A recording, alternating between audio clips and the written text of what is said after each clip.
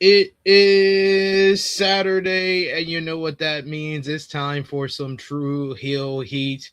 And yes, I am to blame for this, ladies and gentlemen, because the last time we talked about WWE counter programming AEW, we talked about them planning a AAA and NXT show for the same day as All in London and how that is not going to work for them.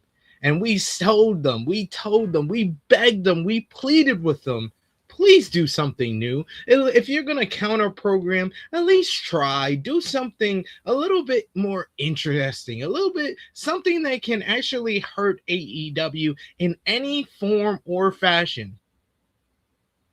Doing a WWE AAA show in the same city on the same day, I'll give it up for you. Respect to Triple H. Respect to TKO. That is clever. Now that's clever. Yes, we'll talk about the latest bid of counter programming from AEW and WWE. We'll talk about AEW star Keith Lee, and is he retiring? We'll talk about Bron Breakker and his frustration with his WWE booking and what was the original plans for the Vision. It is the OGs, me and Top Guy JJ for you on the flagship today. Maybe we'll have a guest or two, but y'all know the deal. It is time for the Saturday morning cookout. Get your plates. The fire is on, and it's time for you to handle the heat. Hello, this is RJ City, and I am ethically opposed to any more wrestling podcasts.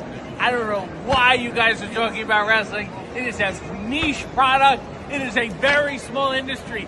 Yet, at this point, there's more wrestling podcasts than there are wrestlers. There is something wrong with society as a whole, but as you get smaller and smaller into wrestling, and then the wrestling podcast sphere, it gets even worse. And one such example, if I may turn on the microscope and look at the drudgery that happens to be Tru Heel Heat.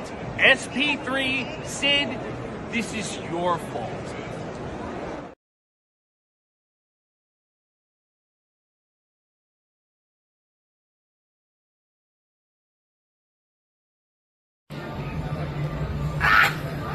He said to watch Tru Heel Heat now!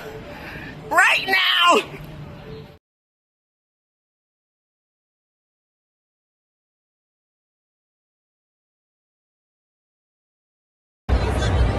Hello, I'm Willow Nightingale, and though I might generally be regarded as a very bubbly, upbeat person, you're watching Tru Heel Heat.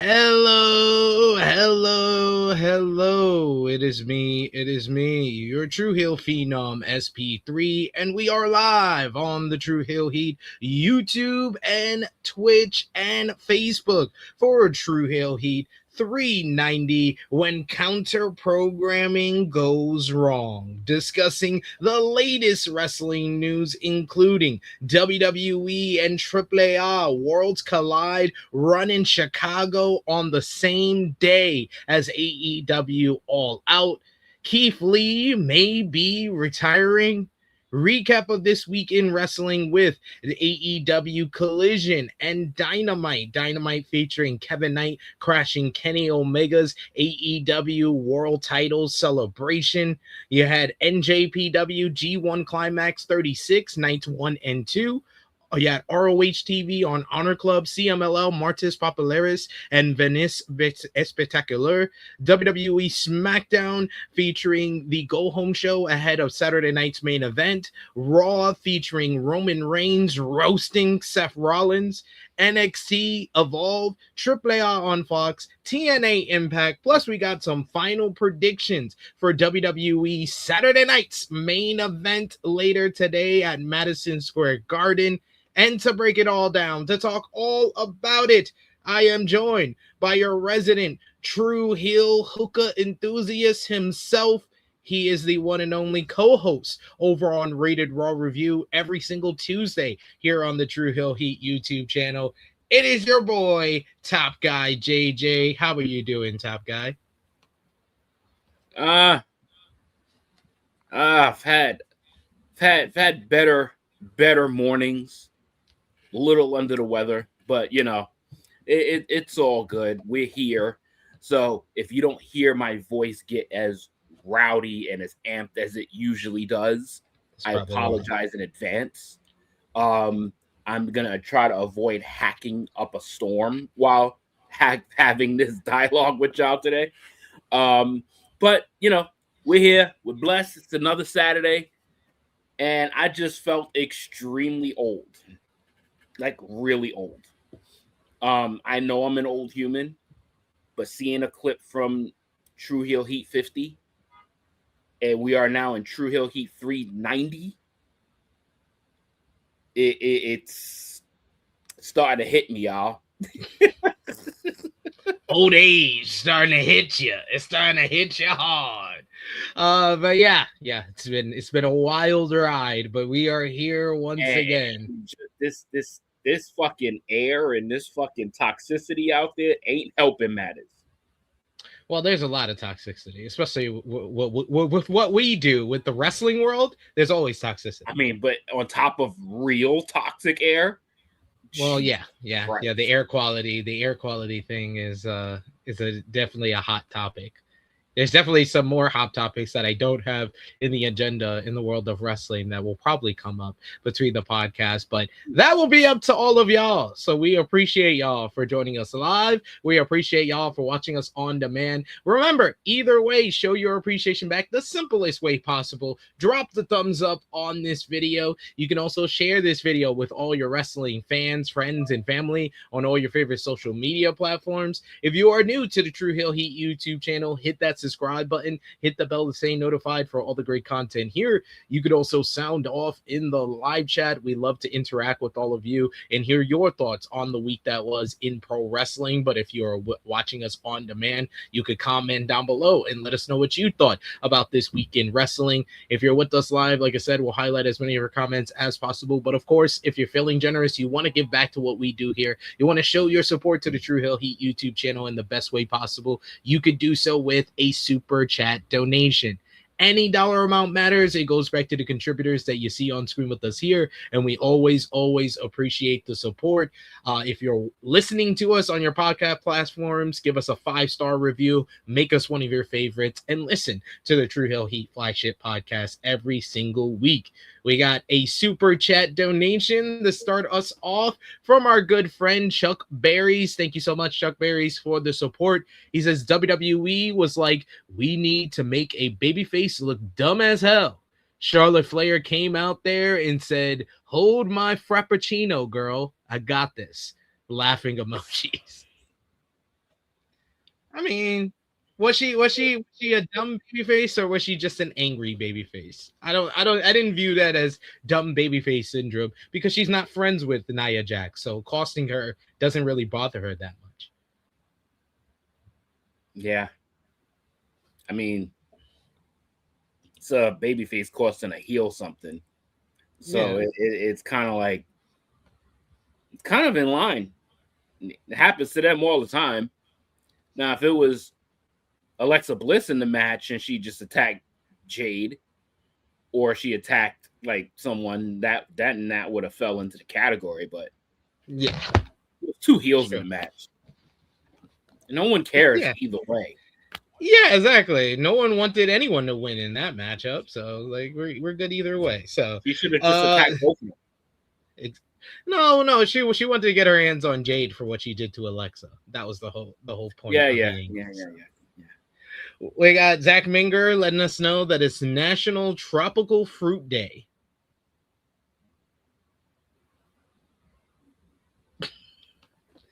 We also got Buddy, who's his SP3 in Japan. We have 5-star Grand Prix 2026 opener. That was this morning. We'll talk about that next week.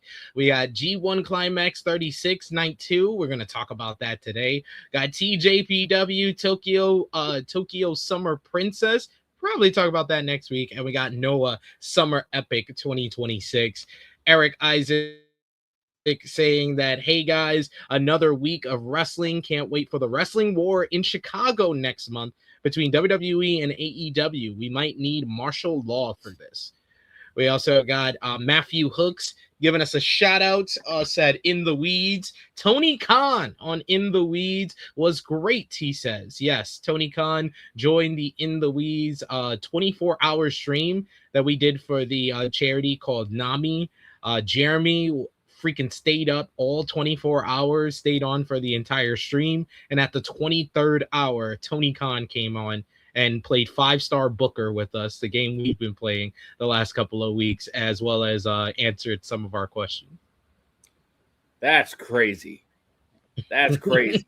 Your reward for that 23-hour death-a-thon is at least getting to have a chat with the head of AEW. That's awesome, dude.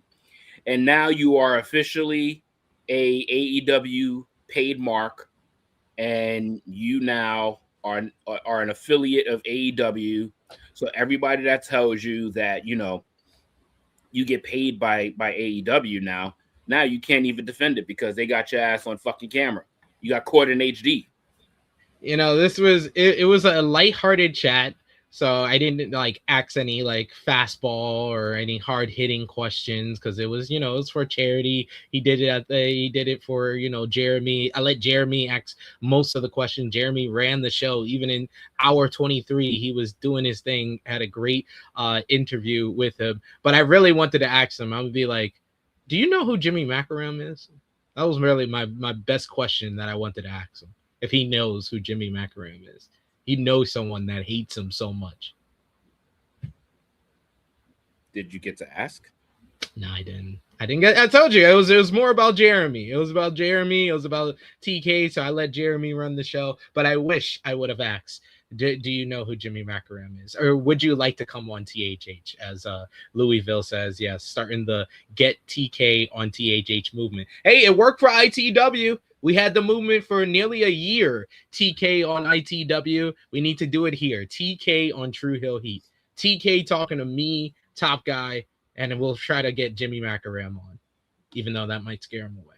Never mind. We'll get Josh. We got Jordan.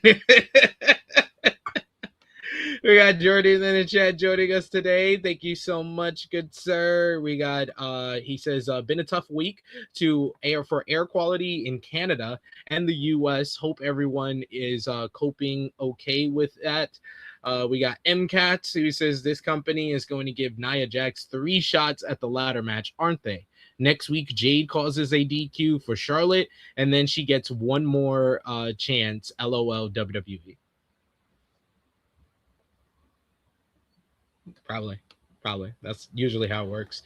MCATS also says, by the way, Brian Alvarez crash out on was pretty great on AEW booking. Loved it. It's not that deep. Yeah, he got very upset with AEW's booking on AEW Dynamite. And I had my own complaints. I had my own criticisms of AEW Dynamite, but he got very upset, like uncomfortably upset. Damn, they can't have an off week for nothing. Nope. You can't give us a 9 last week and then come up here with a 7. How dare you? How dare you? We got Dion in the chat joining us today. Good to see you, good sir. He says, "What's up, THH crew? The best thing that can come out of WWE counter programming will be them fighting lighting a fire under TK's ass and him stacking the card for AEW All Out." Yeah. I think that this will we're gonna look back on this year and we're gonna say Redemption was probably the exception instead of the rule as far as how he put together this card. But I think we're also gonna look back on it as we went in with low expectations and it was better than our expectations type of pay-per-view. They basically went in with the WWE theory for Redemption. Yeah, Redemption is like that month off. Like they're gonna have like 1 or 2 really big bangers on there, but yeah, that card it's and it's crazy because we're so spoiled with AEW cards. You look at this one and like this one sucks, and it's like yeah, you're not gonna get spoiled. Like this fucking pay-per-view is literally just to fill a quota. Exactly. This one is a fill. This one has no merit. Ain't shit really gonna happen on here. And because I know the original kind of thing was, oh, this is a pay-per-view for them to do the Kenny title change with MJF. But you mentioned something right there that was very interesting. Do you think that maybe WBD or HBO Max went to them and was like, we need you to increase your pay-per-views at least by 1 this year because of the success from last year? And then this year they've been killing it on HBO Max? Yeah, I think basically it's like 1 a month. They got them on this 1 a month shit. So they're just throwing the shit together. So they're right there with WWE now, with how WWE was, pardon me, because WWE has like fucking 20 fucking PLEs a year, 20 to 24. But yeah, AEW is basically just filling a quota. That's that. When I seen this, I'm like, yeah, they're just filling up a quota for their gates and for their revenue. Like that's basically what this is for. I can see that. We got 107 Carnage saying WWE still trying to make Charlotte hate go away. I think for the most part the Charlotte hate has died down tremendously for how she's been booked over last year. I think for sure she's going to be in that ladder match at SummerSlam though. I mean, if people are still hating on Charlotte Flair 2 years after she won this fucking Royal Rumble, y'all got issues. Like real issues. This was 2025 where she won this Royal Rumble. Like it's almost 2 years. Like get the fuck over it. He's like, move the hell. Like yo, dog. Like she hasn't even been in the title picture since she lost it. Yeah. Like this is kind of what people was asking for. They got it, and people still find a way to get mad. Never fails. Never fails. Oh, she washed now. Here we go with the fuckery. I mean, she was looking washed. I was one of the people who said that. She was looking washed, but they put her in the tag team division, and she's got the pep back in her step. So she looks. Dude, she was recovering from a fucking multiple tears in her ACL. I know. So it's basically when the Kansas City Chiefs are not good, and people are wondering, oh, is Patrick Mahomes washed? No, he's recovering from a torn ACL. Just because he's out there doesn't mean he's 100%. Yeah.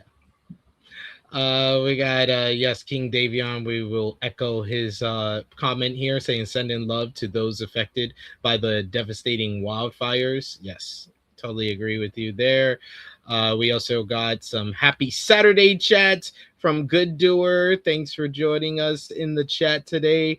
We also got Meet Normus, who was on the 24-hour stream. Shout out to you. Thanks for helping out. So yeah, got some good people in the chat. Keep commenting.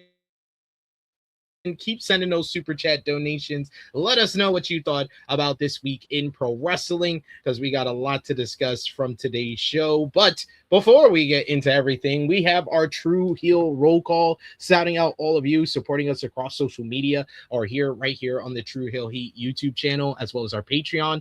We got our top 3 conversation starters on our Tru Heels group page is Jermaine Packman, Joe Bellini, Stewie John Palmer. We got Patreon backers and members. We got Volup. We got Aya. We got Negro Buck, Nick Jackson, Professor Chris, Trey, Robert, Steve, Ladarius, Chase Oliver, King Greg, Louisville, Alan Weinstein, John Martin, Dolores, James, Alan Santo, Justin Rich, Chuck Berries, Dan, Josh D from CT, Dion Jenkins, and Luis. Thank you so much for supporting us over at patreon.com/Tru Heel Heat. $3 a month gets you exclusive content, the best way to support us when we're not live here, and as well as supporting us as a member of the channel for just $1 a month. You also get some exclusive content as well. But we got to get into what we miss and to keep JJ's spirits up.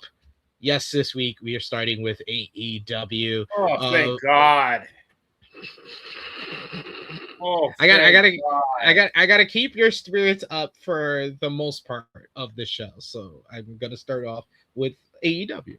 AEW Collision. It was last Saturday. They did 409,000 viewers, so up from the week prior, and that was mainly due to the return of Hangman Adam Page. Hangman making his first appearance for All Elite Wrestling since AEW Revolution in his home state of Virginia, to a huge pop from the crowd. You had Page, who reiterated he will not challenge for the AEW World Championship ever again, but he said that Kenny Omega's title win inspired him to return and that his dream isn't over.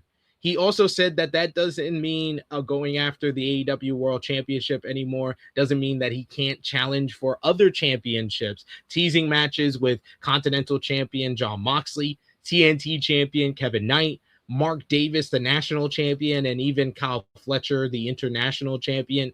You had Hangman vow that we will all find out who he is without the AEW World title, and what was a great promo, even though AEW just decided not to mention that at all on Dynamite this week. More on that in a bit.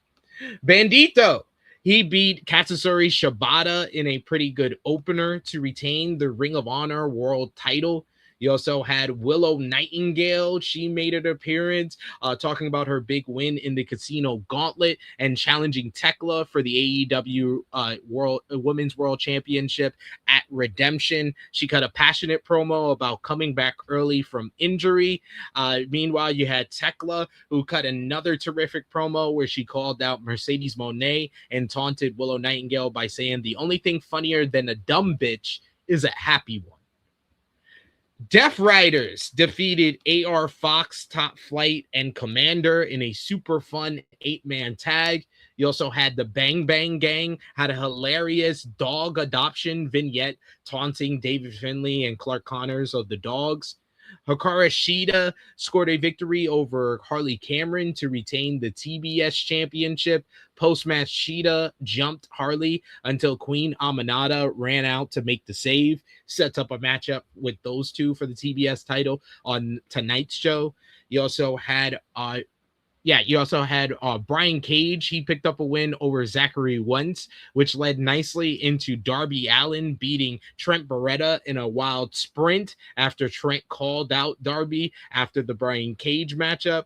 And then you had Mark Davis defeating Speedball Mike Bailey in an absolutely tremendous main event to the show to retain the AEW National Championship. Great matchup, one of the best Collision matches of the year so far. So if you haven't watched it, go out of your way to watch that one. But that led in nicely, guys, to AEW Dynamite this week. You had Dynamite, not Beach Break, but AEW Dynamite. It was from Boston, Massachusetts. So you know what that means. We were back in the music hall that we were at last year for Spring Breakthrough, and the show featured Kenny Omega's AEW World Title celebration following his win at Beach Break. Omega was gifted the original title by the Young Bucks to replace MJF's Triple B. You also had Omega, who cut a passionate promo thanking his friends and family and the fans for their support to him getting the title. But he was interrupted by Will Ospreay. Ospreay cuts a passionate promo himself about why his matchup with Omega means so much to him and why it's important, calling it the pro wrestling Goku versus Vegeta, until Kevin Knight interrupted the two men shaking on their match at Wembley Stadium. Kevin Knight came out and he wanted Omega to pay off the promise for a title shot that was given to him by MJF. Omega says, we're not going to do that, but he will give Knight a shot because he believed Knight was a star from the moment he laid his eyes on him. But he was disappointed in the Jet for joining the Don Callis family, pointing out that he fell for the Callis pitch himself once and got the world title the first time, but he learned that it killed his self-worth. After Omega told him to do it without Callis, you had Knight, who attacked him with the microphone. Ospreay went for the hidden blade, but Knight was able to bail and duck out of the way until Darby Allin attacked him from behind. Brian Cage brawled with Darby Allin, setting up their matchup for later in the show. And just when the Don Callis family surrounded Omega and Ospreay, the Death Riders came down to have the babyfaces back. Speaking of which, earlier in the show, you had Moxley, who gave Ospreay another pep talk about pulling the trigger when you have a chance, regardless of who's it's against. Once again, teasing that he will turn on Will. Don't be stupid, Will. Don't be stupid, Ospreay. Later, Omega had a backstage interview to make his match against Knight official for redemption, while Darby interrupted to say that you can't talk sense to the Jet. You have to beat it out of him, and he will do that next week for the TNT title. Then Moxley came up and teased going after the AEW World title himself. This sets the stage for next week on AEW. You got Redemption next Sunday for the AEW World Championship. Kenny Omega defends against TNT champion Kevin the Jet Knight. And next week on Dynamite on Wednesday, you got Omega, Ospreay, and Moxley, a dream team versus the Don Callis families, Brian Cage, Hechicero, and Jake Doyle. Meanwhile, you had Cope and Cage, our AEW World Tag Team Champions. They successfully defended the titles against Wheeler Yuta and Daniel Garcia of the Death Riders in a solid bout. Post-match, you had the Young Bucks watching on from the crowd while the Death Riders and the Dogs jumped the champions in the ring until the Bang Bang Gang came out to make the save. Jay White actually saved Christian from David Finlay hitting him with the shillelagh. Christian didn't know that and basically accused White of trying to hit him until Cope talked everything through between them. This sets up Cope and Cage defending the AEW World Tag Team Championships against the Death Riders, Pac and Claudio Castagnoli. Why? I don't know why. Andrade El Idolo revealed that he retrieved MJF's Dynamite Diamond ring from a friend. When asked if that friend was Will Ospreay, he said, "How you know?" Then Andrade picked up a win over Jake Doyle in a very good matchup to earn a shot at the AEW National Championship against Mark Davis at Redemption next Sunday. Brodito were back in tag team action on the show as they picked up a win over Nick Camarado and Aaron Solo. Post-match, they ran into AEW International Champion Kyle Fletcher, interrupting his interview with Bandito, giving him a Most Wanted poster. This led to Fletcher defeating Commander in an absolutely splendid encounter to retain the AEW International Championship. Post-match, Fletcher tried to unmask Commander until Konosuke Takeshita came out to make the save. He brawled with Fletcher for a bit, making him known that he's going after the international title. Unfortunately, he was attacked from behind by Kazuchika Okada, who hits him with the Rainmaker. But then Okada picked up the international title and had a stare down with his fellow Don Callis family member until Brodito came out to fight off both men, with Bandito grabbing the international title. Later, Fletcher challenged Bandito for the championship at Redemption next Sunday, so that's another match official. Speaking of matches made official for Redemption, Chris Jericho is bringing back the Painmaker as he challenged Tommaso Ciampa for a rematch at Redemption. Ciampa says that he will accept this challenge and promise to prove once again why he is better than Jericho. And then you had Darby Allin picked up a win over Brian Cage with one of the most ridiculous and nastiest bumps I have ever seen, as Brian Cage launched Darby off of the stage into the ring post head first. And finally, in the main event, it was Mercedes Moné and Divine Dominion beat Willow Nightingale, Hyan, and Maya World in what I thought was a great six-woman tag team matchup. What did you think about Dynamite and Collision this week? Most notably, Kevin Knight challenging Kenny Omega for the AEW World Championship at Redemption next Sunday. I mean, the match is going to be fire, but I mean, just the way it came about, like it was just like you weren't owed shit from Kenny Omega. That was all from MJF's fucking loud big mouth. Like, just because someone else promised you something doesn't mean the other has to hold it up. I thought that Kevin Knight should have at least had a match to earn it. Yeah. Opposed to it just happening. Agreed. And that's kind of what, like, okay, all right. Y'all want the match, cool. But we didn't need a Brian Cage match 2 weeks in a row. And we could have slotted a Kevin Knight match in there to get him to earn this opportunity. Yeah, but could have done the Darby match on Wednesday, and the winner is not only TNT champion, they get a shot at Redemption. Yeah, but the match is going to be fire. Match is going to be fire. I have no doubt about that. You have Will Ospreay come out, which was obvious. You know, they're going to be doing this for the next damn near 2 months. So it's going to be interesting just to kind of see like the little twists, turns. When it starts to get a little heated, they start to get physical, and all of this shit starts to come. But this is going to be a slow burn, slow build, which they still got about 6 more weeks to execute this. So they got a lot of time, and they got about maybe give or take 12 shows. So they got it's about 6. It's about 5 weeks. 5 weeks after this week, because this week is pretty much done. So it's five weeks until all in. So they'll have a lot of shows to still like execute this. So I ain't gonna be worried about that. I do like these little nuggets that they're adding in there. Kenny Omega immediately falling under done babyface syndrome and trying to talk sense into Kevin Knight, like, out of why. Well, I get the why with Omega, and I thought Omega came off really well. I think it came out well. Like, it came out. His promo work the last 3 weeks has been excellent. So Kenny has been actually pretty stellar on the mic. I'm just saying, like, dog.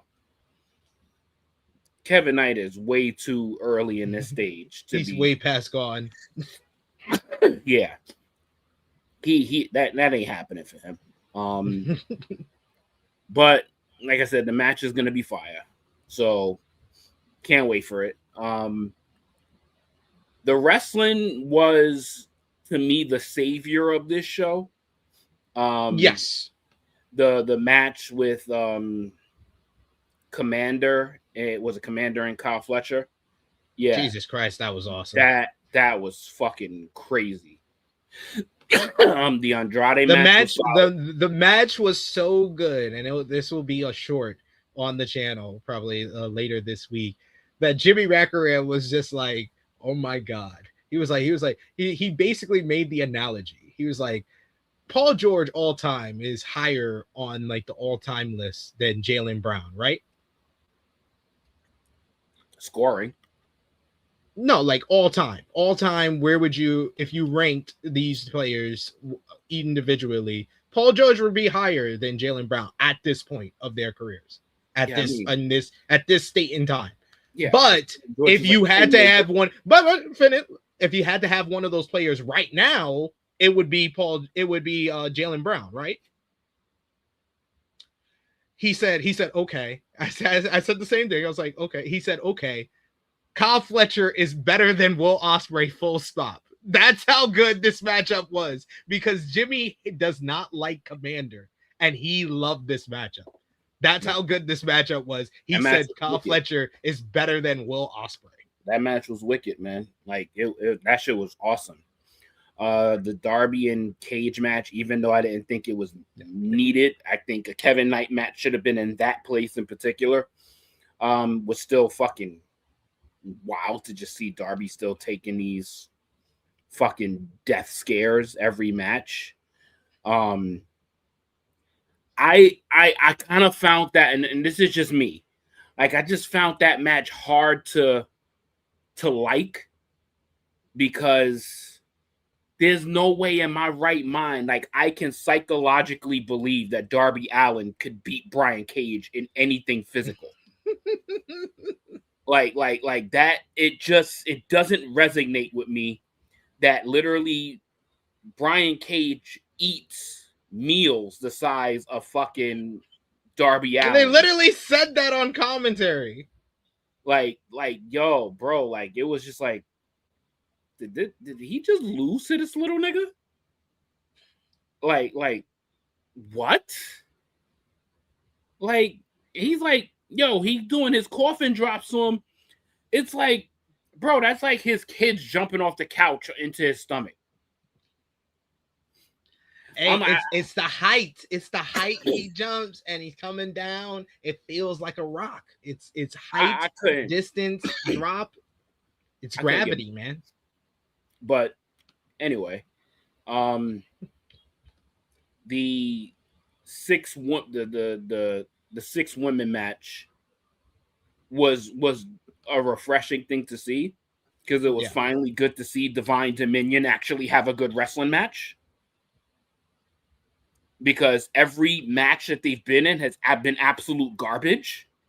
I wouldn't say that. I'm calling a spade. Did you see the Maya World and Hyan match from Dynasty? I'm talking about Divine. I'm talking about the two women I'm talking about Megan Bayne and I'm talking about them too. No, so I had a really good matchup with Hyan and Maya World at Dynasty. Okay, that one was the. Oh, I didn't see the Dynasty. You talking about the 0 hour? If you talking about 0 hour, I didn't see. I didn't see 0 hour. Okay. I didn't see 0 hour. So I'm just that was good. From everything that I've seen from them, it's like it's literally all their 5-minute challenges has straight been bathroom break material for me. Well, yeah. So it's the squash. And seeing that shit for so long, it's like, all right, but seeing them in this particular match, it's like, all right, cool. These girls could work. Thank you. Like, cool. That's great to see, because this was a tremendous match. Seeing there was another match that was really good on this show. I feel like I'm missing it. There was one more match. Andrade and Jake Doyle. Yes, that was another really solid match. I think for me personally, the wrestling really saved this show, because it felt kind of, it was mid-tier at best. It felt very haphazardly put together. Like a lot of a lot of this redemption card, and that was the real focus of the show, was building the redemption card, and a lot of it just feels very kind of just thrown together. None of this feels like this is long term where y'all been going. I mean, yeah. Like, I mean, and the biggest example of that is the AEW World Tag Team Championships. First of all, there's multiple problems here. Why is Wheeler Yuta and Daniel Garcia getting a shot at the titles on this show? 2, why is the Death Riders again getting a title shot at the pay-per-view when all we've seen from Death Riders in 2-on-2 tag team competition has been Will Ospreay and Jon Moxley? So you literally gave them the fucking C team. Now you're giving them the B team at Redemption? What the fuck? And they've been feuding with the Dogs and the Death Riders while they've been teaming up with the Bang Bang Gang. I thought this was leading to the logical AEW kind of staple of the pay-per-views as of late, the multi-man brawl matchup, where you just put Cope and Cage with the Bang Bang Gang against the Dogs and the Death Riders. And I think that would be a much better matchup than Cope and Cage versus Pac and Claudio. I think Pac and Claudio will get a very good matchup at Cope and Cage, and Cope and Cage know how to very much work a TV style like we saw on Wednesday and then turn it up for pay-per-views, because I think they know the people that they're on this card with and they'll want to bring that type of performance. But I think it's a safer bet that it will be a better matchup if it's Cope and Cage and the Bang Bang Gang versus Dogs and Death Riders. I mean, they could have just did a fatal 4-way tag. No, because that brings up my third point, is the Young Bucks should be in this, should be getting a title shot. The Young Bucks have won multiple title matches in a row. They're just in the crowd clapping. Don't even come down to help the Cope and Cage when the Dogs and the Death Riders attack them. I was like, the Young Bucks do Young Bucks and Cope and Cage. If you're gonna do the triple threat like we all think you're gonna do with FTR, do Cope and Bucks versus at Redemption. That could headline the show with considering the rest of the card. Yeah, it just feels like they're saving the Young Bucks for All In. Yeah, this makes me scared that FTR is not coming back and they're gonna do Cope and Cage versus the Bucks 2-on-2 at All In. Yeah, that's why I was like, why not? In my opinion, it's just like, why not just do all the teams? Just get them out though. Just do a blow off. Put the Dogs, put the Bang Bang Gang. If you, for whatever fucking reason, y'all want the Death Riders in there for whatever fucking reason, and then Cope and Cage, and then have them just retain and blow all this shit up, and then start the build up with the Young Bucks. But for some reason, Bang Bang Gang and the Dogs are still gonna be hanging around after all of this is settled. Yeah. I agree with Annika. Yeah.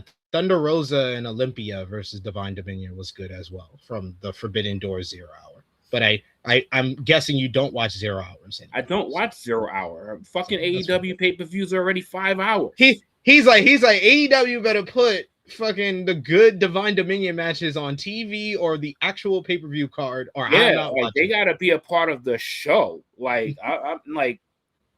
I'm not watching. Like, come on, dog. Like, it's just already 5 hours. Like, I already got to commit 8 to 1 a.m. Like, that 7 o'clock hour, I'm getting whatever the fuck I need to survive that fucking 5 hours of pay-per-view. Even though I know it's going to be great. But 5 hours is still 5 hours, and I still got to get up for work the next morning. So my question to you, because this has been the hot topic of the week when it comes to AEW, do you agree with AEW's decision to give Kevin Knight the shot at Kenny Omega at Redemption?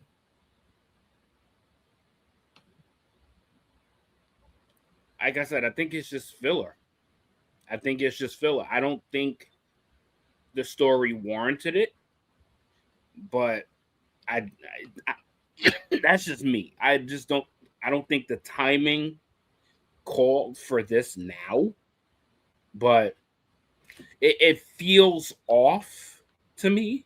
But like I said, I think this is a filler pay-per-view. So I think a lot of the shit that happens on Redemption is going to happen at a later date But this just doesn't feel like the right timing. Yeah. I think it's fine, and we all talk about it. Us on screen, you guys in the chat, we all beg these companies, AEW, WWE, respectively, to push the young guys.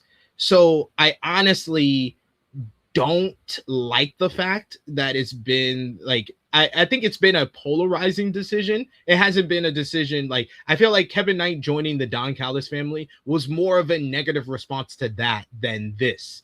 I feel like this though, but this one for the people who are negative about it, they're very like ultra negative, like over the top negative about it. When these are the same people that are over the top negative about it, are the same people that are begging for young guys to get big spots and big opportunities. So now that we got a young guy, 29 years old, in the main event of a pay-per-view against Kenny Omega for the AEW World Championship, let's not be so overly negative about it. Let's see the positive in it, and let's also point out the negative in it. Could they have set this up a better way? Absolutely. Could they have given Kevin Knight a big angle like they did with Kyle Fletcher when Kyle Fletcher took out Kenny Omega to set him up as a big challenger for Hangman Adam Page at last year's All Out and got certain wins that legitimized him before that matchup? Yes, they could have done that with Kevin Knight. But is this a big opportunity? And is this more of a move for the long term for Kevin Knight's future than it is for the short term? I think that it is a positive when you think about it from that perspective. This could also just be his test. Like, Redemption is not going to go down as like an all-time pay-per-view. It's not going to be one of those pay-per-views that really goes down in like the rich history. Why not see if he is worth the big storyline with a potential really great match? Yeah. So I think this is more of a test opposed to let's wait and let's build it when the time is right. Sometimes the test works, sometimes the test doesn't work. But I think this is more of a test because it's such a quick turnaround to give him a championship match. And then let's see what the ears is like, what the buzz is like, and then let's see what the match is like. If the match is absolutely tremendous, it will get revisited when the Jet builds a stronger cachet later down the road. I just think it's more of a test. Yeah. So my other question to you, well, two more questions in regards to this. If it wasn't going to be Kevin Knight, who would you have rather Kenny Omega face at Redemption? Taking into the fact that it came out earlier this week, Fightful Select reported that MJF is not factored into the plans for Redemption anymore, but he is factored into the plans for All In. So it sounds like he's probably taking the next couple of weeks off going into this pay-per-view and probably be back after Redemption.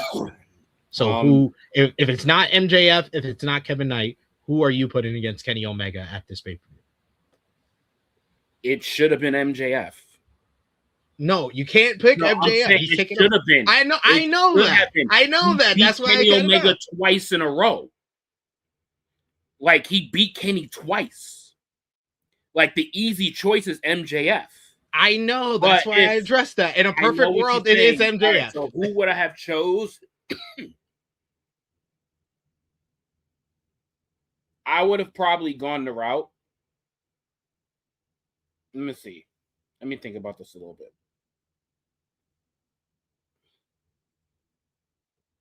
No, because that doesn't make sense. I was thinking about John Moxley, but it's like that doesn't make sense because I think Moxley is a viable one because of the whole story with Ospreay. It's a like, all right. So basically, I'm because thinking about it because it helps enhance the Ospreay Death Rider story as well as Kenny trying to redeem himself because he's been talking about how he won the title the first time. So now he gets to face the guy he cheated to win his first AEW World Title match. This match should have been earned through some type of gauntlet, some type of elimination style match, and then we get the graphic. Not by just this haphazard promo that someone else had with you, and then all of a sudden I'm giving you what someone else offered. Like, I think this should have been done through competition. I think this should have been done through a match. Like, it should have been like whether they do a 6-pack challenge, a 5-way match, a fatal 4-way number 1 contenders match. There would have been a better response if it was done through a match opposed to a promo. I think it would have been better received. But I'm saying no to Mox, because how are you going to get past literally the leader of the Death Riders, and then you're going to fight the hand of the Death Riders basically at All In? Like, it's not undermining Mox, but it's immediately telling you the Kenny and Mox match is not as big as the Ospreay and Kenny match. Well, it isn't. No, it's not. But it's like, but Mox is the technical leader of the Death Riders. Well, let's keep it a bug. Ospreay shouldn't be in the Death Riders. Well, he is. He is. Too bad. He is in the Death Riders. So, but he shouldn't be. But he's obviously the best person in the group, but he's not the leader of the group. So you're gonna take out the leader of the group going into the pay-per-view, the biggest pay-per-view of all time. This is Kenny showing Ospreay he doesn't need the Death Riders. I would have done basically the story that they're trying to tell with Kevin Knight not needing the Don Callis family. Could have done that by doing Omega versus Moxley, with Omega proving that Ospreay doesn't need Moxley or the Death Riders. I just think a form of competition should have taken place to build who that number 1 contender was going to be, opposed to everybody just coming out in sweats and suits. I'm not necessarily that like on the whole they need to earn it. I think that you can set up a challenger for the pay-per-view with just mic work, and I think that Moxley is one that just makes sense that you could have just set up by having him come out after Ospreay and him make the challenge for the AEW World Championship that way, because he has history and he beat Omega the last time that they faced each other in a steel cage. But someone else who has a victory over Omega, someone else who was guaranteed a world title matchup that would have been the even better than Moxley to face Omega at Redemption to me is Kazuchika Okada. He wasn't doing that match in no fucking Redemption. Dude, how do you juice up this lame duck show? You make it a 1-match show. You're getting Okada and Omega in Canada. You're getting Okada Omega. Okada beat Omega for the Unified Championship at All In last year. This is Omega trying to avenge his loss from All In last year before he goes to All In this year. Okada was supposed to get a shot at the AEW World Championship back in May against Darby Allin. Before he had a family emergency, he had to leave the country. Takeshita took his place. Takeshita lost that matchup. Okada never got the rematch. Okada has a couple of different reasons why he would have made sense for this matchup here, but they're saving Okada for what seems like they're doing a triple threat with him, Takeshita, and Fletcher at All In. So I'm saying, these niggas ain't putting no Okada and Omega on no filler pay-per-view. This is clearly a filler show. So they're gonna establish some B-tier number 1 contender. That's why I kind of felt I knew Mox wasn't gonna be an option. Okada, I didn't even think of Okada because I know he wasn't even a thought in this process, because those names are too big and that match is too strong for this show. Like, you do some shit like Okada Omega at like Full Gear or something. I guarantee you, if it's not at a pay-per-view, they will put Okada and Omega on an episode of Dynamite. And you know what? And actually, I would prefer that. This guy's ridiculous. This guy's ridiculous. No, because Dynamite is Redemption is going to be one of their lowest fucking gated and one of their lowest viewed pay-per-views ever. Yeah. Like, but it's literally because this shit has no history. Redemption has no history. Like this shit is just like, oh, the fuck is Redemption? They just made this shit up literally last week. But like AEW, that's what I'm saying. The Okada Omega also makes sense is because AEW has done this in the past. When they're trying to establish a new pay-per-view, they will give you a big matchup on it. Dynasty in 2024, that was their debut show. They did freaking Bryan Danielson versus Will Ospreay on that show. There is a precedent for them to do a big matchup like Omega Okada on a new pay-per-view they're trying to introduce. Well, clearly they're showing you they're not valuing it that high. Oh, obviously not. So, I mean, like I said, they should have just did a competitive way for Kevin Knight to earn this match. That's all. Like, I just think the blowback is happening is because he just talked his way into it. I think even if he wins like a number one contenders matchup, there's still going to be people who complain about it and say it's not big enough. It's wrestling, though. People gonna complain. People gonna complain when they wake up. Also true. But we got the last question, because of the kind of so this pay-per-view is gonna be like $30, right? No, it's the same price. Because of the whole polarizing feeling around this matchup, do you think Willow Nightingale versus Thekla should be the main event of Redemption?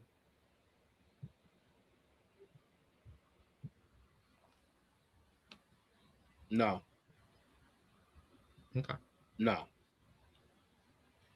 Matt, no. It's not a big enough build for that. Like if it was, and this is no disrespect to Thekla, I think if Mercedes was the champion and it was Willow going after Mercedes, I think Mercedes and Willow would have headlined it opposed to Thekla. And it's not because Thekla is not that bitch. It's because there's a certain star power that Thekla has to still continue to build. Yeah. Like, we all, as wrestling fans, love Thekla. But Thekla yet isn't like selling tickets. Yeah. Like Mercedes Moné and Willow Nightingale on a show headlining, that would sell tickets. There's a certain box office part that Thekla hasn't checked off yet, but everything, once you see her, it's all checked off. But there's just not enough buzz around her yet to be like, here, you're going to headline an entire pay-per-view. But Thekla is amazing. Like, Thekla is, this has nothing to do with her work. This has nothing to do with her cachet. This is just all about buzz. And when you're now selling to a worldwide audience to sell tickets and to build your gate, not yet. We got a super chat donation here. Thank you so much, Ikrato. Thank you for the super chat donation, saying, in 2019, I stopped watching WWE after the Hell in a Cell debacle and started just following AEW. I don't regret that decision one bit. Also, Redemption will be better than people think, as per usual to me. That's what I said. I think that the Redemption will benefit from the fact that expectations have been lowered. And this is usually how AEW sets you up, and then they hit you with an uppercut of a pay-per-view. Yeah.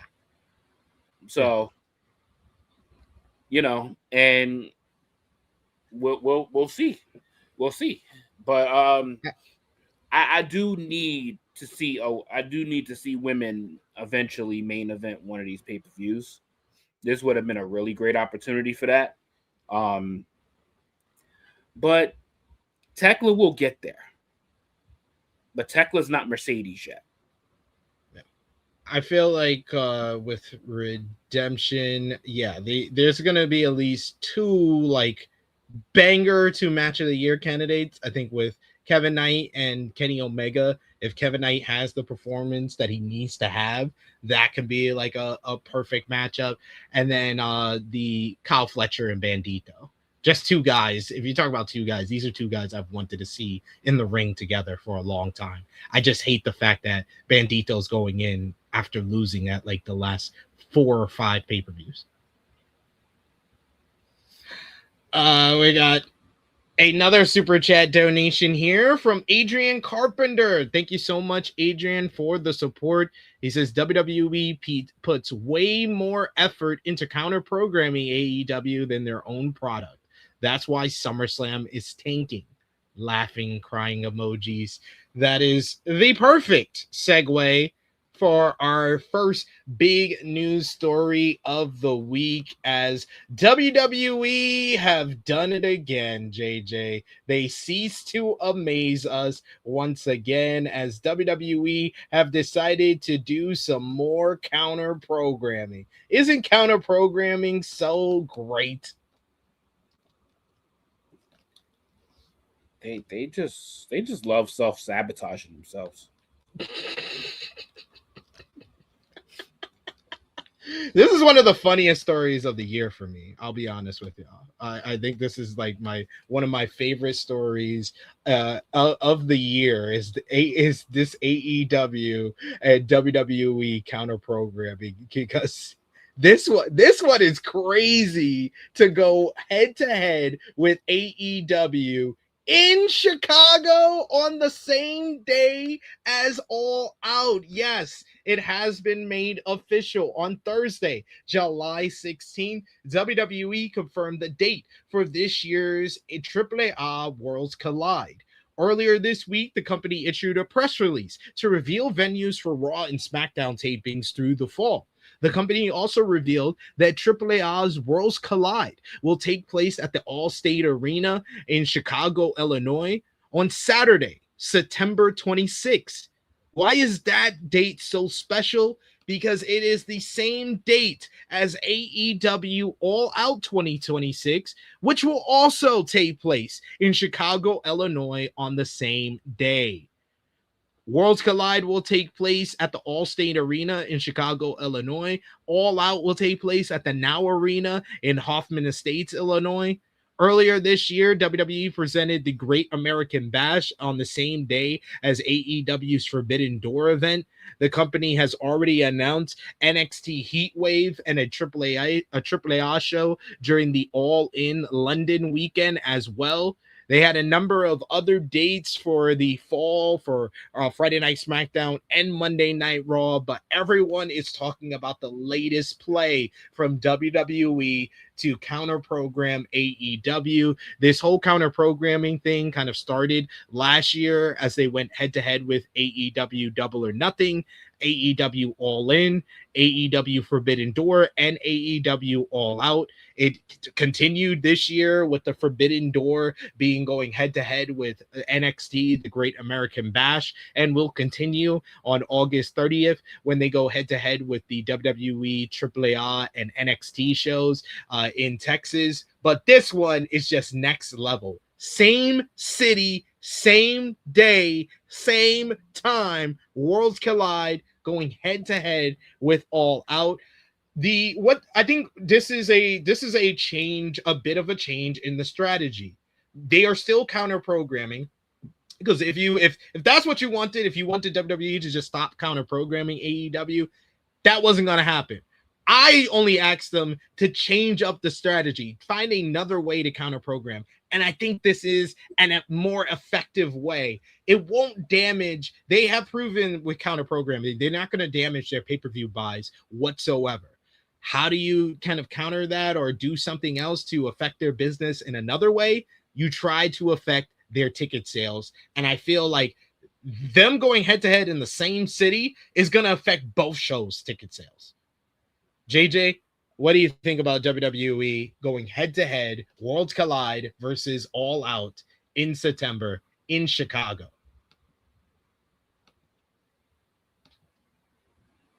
I'm just saying, as a wrestling fan, I fucking dig it. As a wrestling fan, I dig it. These niggas even bit their colors. These fucking logos. If you go back to the picture, The logos are literally the same colors. Yeah. These niggas, that is an ultimate, like, fuck your show. We doing business here too. I love the pettiness. The pettiness is so real. I ain't gonna lie, I'm a heel, bro. That petty shit, that's some, I love it. I live for it. These niggas is in a city. These niggas is going to a similar venue. These niggas ripped their colors, and they said we going on the same date. Pick which show you want to go to. This is what y'all gonna do. Cock blocking I've seen the WWE do in a long time. I gotta hand it to them. Like doing some shit so like proud. 6 hours apart, 4 hours. These niggas said, nah. We going like straight up, like show for show. I can't get all the way mad at it. How can you get mad at this? Like, come on, man. From the outside looking in, it's petty as hell. No doubt about it. I'm not gonna argue with anybody who thinks it's just really, really petty. But as far as hilarity, as far as comedy, this is what we need. This is what we want. And it's the fact of the matter that Tony Khan does not take this as seriously as he once does. He kind of takes it as a badge of honor. Like, we got to ask him that on the interview yesterday. Yeah. Jeremy asked him, and he was like, it's the Jim Crockett compliment. He was like, no one has been counter program on this level ever from WWE. He was like, not even Jim Crockett. So he takes this as a compliment. How can anyone get mad at this? It's great. Might fuck around and make me want to watch both shows at the same time. I know you ain't going to do that. Stop it. I'm not going to do it, but it depends on what time they're on. Yeah. You think one of them moves time? No, they don't have an airtime yet. But do you think one of them moves their airtime? AEW ain't moving. No, they shouldn't. AEW They shouldn't. AEW is either going to be 6 or 7. Yeah, like that they're going to be locked in at that time, either 6 or 7. So I'm just saying, same city, same colors, same day. I'm here for the cock blocking. Like, I'm here for it, bro. I'm here for it.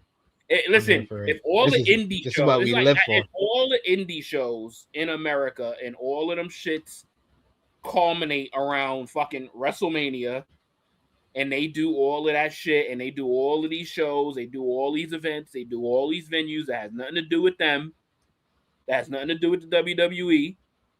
Yeah. WWE's like, fuck it, here, I'm returning the favor. I'm cock blocking y'all now. But how you like me now? I'm coming to your doorstep, basically. Mm-hmm. So I'm right here. They, you know, people gonna be like, oh, they some bitches for that. You know what? It's called acknowledgement. Funny. It's called this is like, this is the ultimate form of acknowledgement for all the talk that WWE did about, oh, we don't view AEW as competition. You got Road Dogg still doing the PR and propaganda saying, oh, WWE doesn't really view AEW as competition, but they should. Like, my nigga, they do. They do. It's been quite obvious for a year, but now let's just cut the shit. Like, it is what it is. WWE have acknowledged their tribal TK. I mean, this is not a coincidence that they just announced this Worlds Collide. Like, y'all got to understand, when they ripped the colors. Everything is the same colors. Mm-hmm. These niggas just gave a different logo, but everything else is the same. Don't tell me these niggas ain't fucking paying attention to AEW. And don't tell me that AAA Worlds Collide is just homaging the colors of CM Punk. It's just an homage to CM Punk. I don't know what you're talking about, man. I don't know what you're talking about. What are you talking about? Yeah. It's just homage. We're just paying tribute to good old CM Punk. That perfect shade of blue match really hit me, bro. Because that's a different blue. It is a different blue. Yeah. And they matched that to a T. Come on, dog. I gotta hand it to them. I did not expect this. I did not expect this at all. So I have to give it to them. This is entertainment. This is the type of entertainment that I needed. I didn't know wrestling fans, but I needed. We're wrestling fans. How could we be mad? How could we be just straight up mad at it? It's literally. But there is some wrestling fans who are mad at all of this. I don't know why, but they're different from me. They don't like because they bitches and they don't like conflict. So what the fuck we watching wrestling for? If you don't like conflict, if you don't like conflict, you're not watching the right thing. Up, shit do not add up. You can't tell me you don't like conflict, but then when one company acknowledges the other and decides to make it a competition. Now they petty. Nah, man. This is war. This is a wrestling war going on. Some people don't want to admit that it's a war, but it is a war. Feel like it's fucking 1998 all over again. Yep. Yeah, I'm having Give it to me. Like fuck. That was literally the time of our lives in wrestling. It was. And if we're getting any resemblance or anything even close to that, how the fuck can anyone be mad at that? Hey, it's basically now which show is going to be better. Which show do you think is going to be better? Yearn for. Which show do you think is going to be better? Which show you think is going to be better? You know, that's hard because this is AAA. Mm-hmm. AAA is the best form of WWE television. It is. That's hard, man. Like, so I'm gonna I'm gonna say All Out, but I'm not gonna be like it's a full-blown landslide. If this was NXT, this wouldn't even be a conversation. This legit wouldn't be a conversation if this was NXT. Yeah. But AAA is the best form of WWE wrestling. It is. And there's no doubt. So I'm going to say All Out because I got faith in TK. But boy, September 26th is looking to be an exciting night. I could see Dominic Mysterio a part of this Worlds Collide show. I could see CM Punk a part of this Worlds Collide show. Like, I feel like they're gonna put some big names on this show if they're going head to head in the same city. Deal. Yeah, they're gonna make this shit a big deal in Chicago. Like, when the fuck does AAA go to Chicago? It's true. It's true. Like, they gonna make this show a big deal, y'all. They are. I'm liking this. I'm liking this a lot. I'm fucking loving. Dion saying this is some Monday Night Raws type shit. And who the fuck wasn't here for that? Exactly. We got Louisville. He says I picked All Out. Let us know in the chat if you are not feeling brave enough. I'm gonna let you know. You can let us know if you think Worlds Collide is gonna be better. If you prefer Worlds Collide over AEW, let us know in the chat. This is a safe space. Make a poll real quick. Safe space. All right. Yeah, you're right. Let's make this poll. Make a poll real quick, bro. Let's make a poll. Who? There we go. I got alarms outside of my building here. But what do you fucking see? What's up? I think by the time we get to All Out, maybe they're doing Ospreay versus Mox, the culmination of this whole angle. Maybe. What do you think?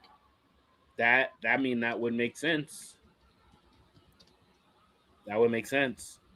Once you earn it, now you gotta show that you deserve to keep it. Yeah. You've achieved your dream. And the hardest part about keeping your dream alive is keeping your dream alive. against a guy who gave you everything that you wanted. Yeah. All right, so AEW All Out, WWE AAA And the best part Worlds about it Collide. is Mox, and this is what's making this thing with Mox so good, is that Mox in the same token is literally giving you hints of this coming. Yeah. Of him telling Ospreay, you've done the easy work. Now the hard part is going to be you pulling this trigger. Exactly. Pulling the trigger on Omega is not the hard part. It's when he gets the title and he has to pull the trigger on his mentor to keep it. Like, that's fantastic. Let us know in the chat. Give us a 1 if you think that AEW All Out will win that weekend in September in Chicago. And give us a 2 in the chat. Just the number. 1 or 2. Give us a 2 in the chat if you think WWE AAA Worlds Collide will win the weekend. Good Doer saying interesting that WWE never puts a main roster pay-per-view against AEW. Do they truly think NXT AAA has a better chance to compete? All Out will smash any WWE product, but this is funny. You're probably not understanding this, Good Doer, so I won't hold this against you. This is the best strategy for counter programming, because putting a counter programming a AEW pay-per-view with a WWE main roster pay-per-view, that was dumb as hell when they did it for Wrestle. When they did it for WrestlePalooza, it made the main roster look inferior to the AEW product because AEW had a better show, but WWE took a lot of the headlines because they had a lot of stars on that show. They had John Cena, they had Brock Lesnar, they had AJ Lee's return, they had Cody Rhodes in the main event. So they were able to kind of counterbalance that a bit. With NXT and AAA, it's a win-win for them. They're putting out tertiary brands. These are not brands that are very important to them. So if they go out there and they lose and they don't compete with AEW pay-per-view, it's no salt off their back. They're supposed to. They're the third brand. When AEW beats them, all they can say, well, you beat our third brand, you beat our fourth brand, who cares? It doesn't matter. But they were able to take some of the attention, just a little bit of attention, one headline, one article, whatever it is, take a little bit of attention from the AEW pay-per-view without costing them their main product. That is the best way to counter program. And that's the grand scheme, to not show your hand and fully acknowledge that you are doing this to AEW. And WWE is king. Like, when it comes to numbers, media, like viewership, whatever you want to say, they're the dogs. They're the kings of this land. Why are they gonna put their top brand and a big show, and to a degree lower themselves to the number 2 slot? Yeah. Now, if AEW really wants to counter program WWE, AEW would have to slot one of their big pay-per-views in the slot of a WWE major show. Like, WWE is not gonna, like, their big shows, like, if you're doing, like, everyone knows the date of Survivor Series, everyone knows the date of the Royal Rumble. Like, if AEW really wants to fucking dabble their toes into that, now AEW's at a chance of a loss. Yeah. Now AEW is the one that's taking the risk. It ain't WWE, because people make plans for WWE. People buy tickets to stay at hotels for the weekend for WWE. There's events surrounding the WWE major shows.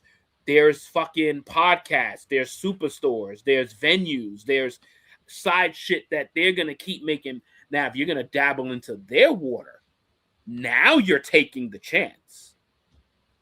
WWE taking a fucking C-tier show and saying, here, we're going to drop this right in your city on your big show. That's not the WWE really taking a chance. If the WWE creates 5-6 articles out of this, that's 5-6 articles taken away from the AEW big show. So to a degree, you might, as much shit as we talk about the WWE at times, this is a chess move. This is not a checkers move. Yeah. This is big brain. This is big brain WWE, which I can respect. I like that more than the small brain moves. The small brain moves they usually make.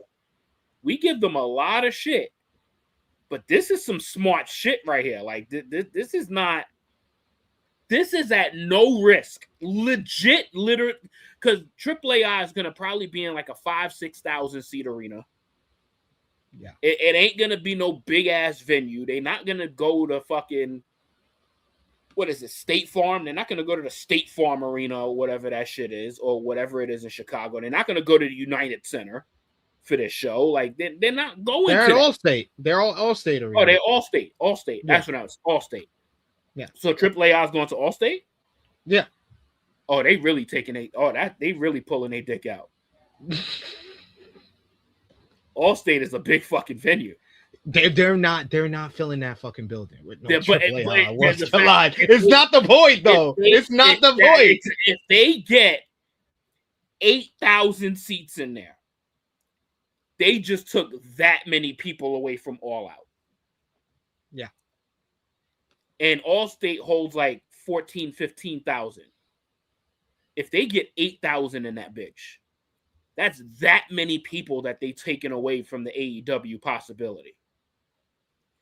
And each of those 8,000 tickets are going to probably be twice or 3 times the amount of money you would have spent on going to an AEW pay-per-view. Because front row at an AEW show is going to probably run you like a band. If you go front row at a WWE AAA show is probably going to be 2 bands. And this is their C-level show. That's how they do it.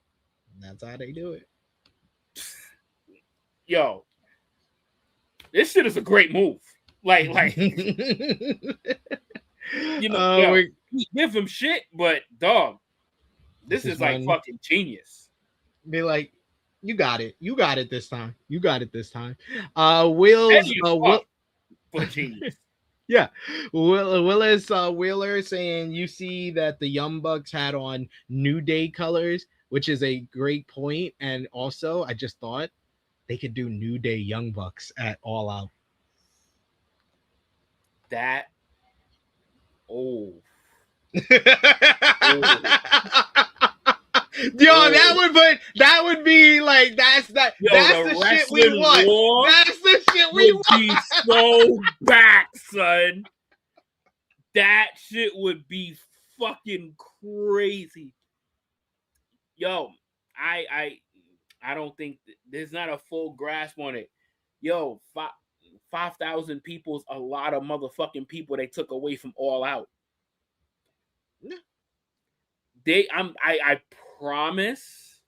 I promise you, they are not expecting to sell that building out. Yeah, I'm pretty sure. I promise you, they're not expecting to sell this building out. Yeah. All they are trying to do is take people away from All Out. Just hurt AEW. That's all they're trying to do. Just hurt AEW any way we can.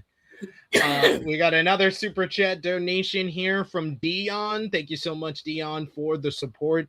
He says, I think Mox versus Omega at Redemption could have been interesting in a situation that would force Ospreay to make a choice and take some agency in this story. I've been begging for Ospreay to take more agency in the story.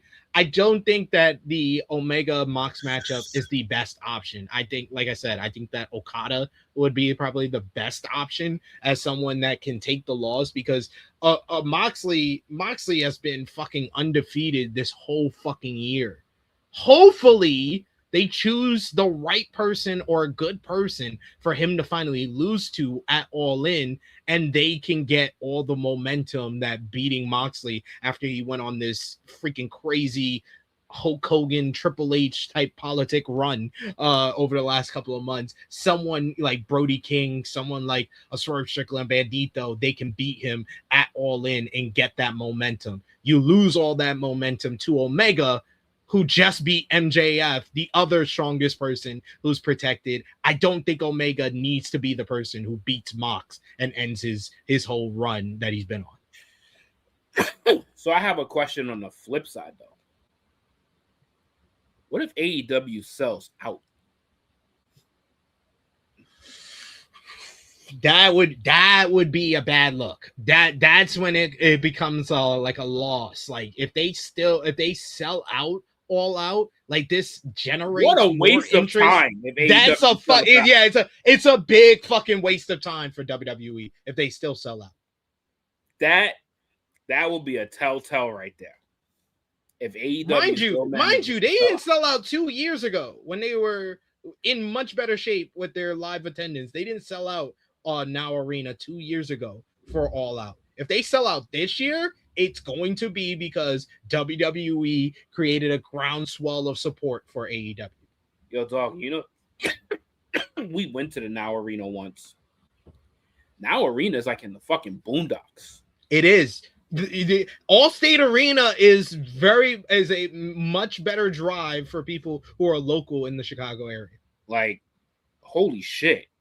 The Now Arena is like in the fucking middle of nowhere. And if they happen to sell that shit out still, while AAA is in the more local arena, they're gonna have some thinking to do. And I'm talking about AEW gonna have some thinking to do.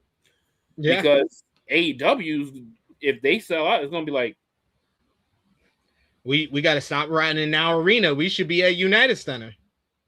We need to start putting bids in for the arenas. Yeah.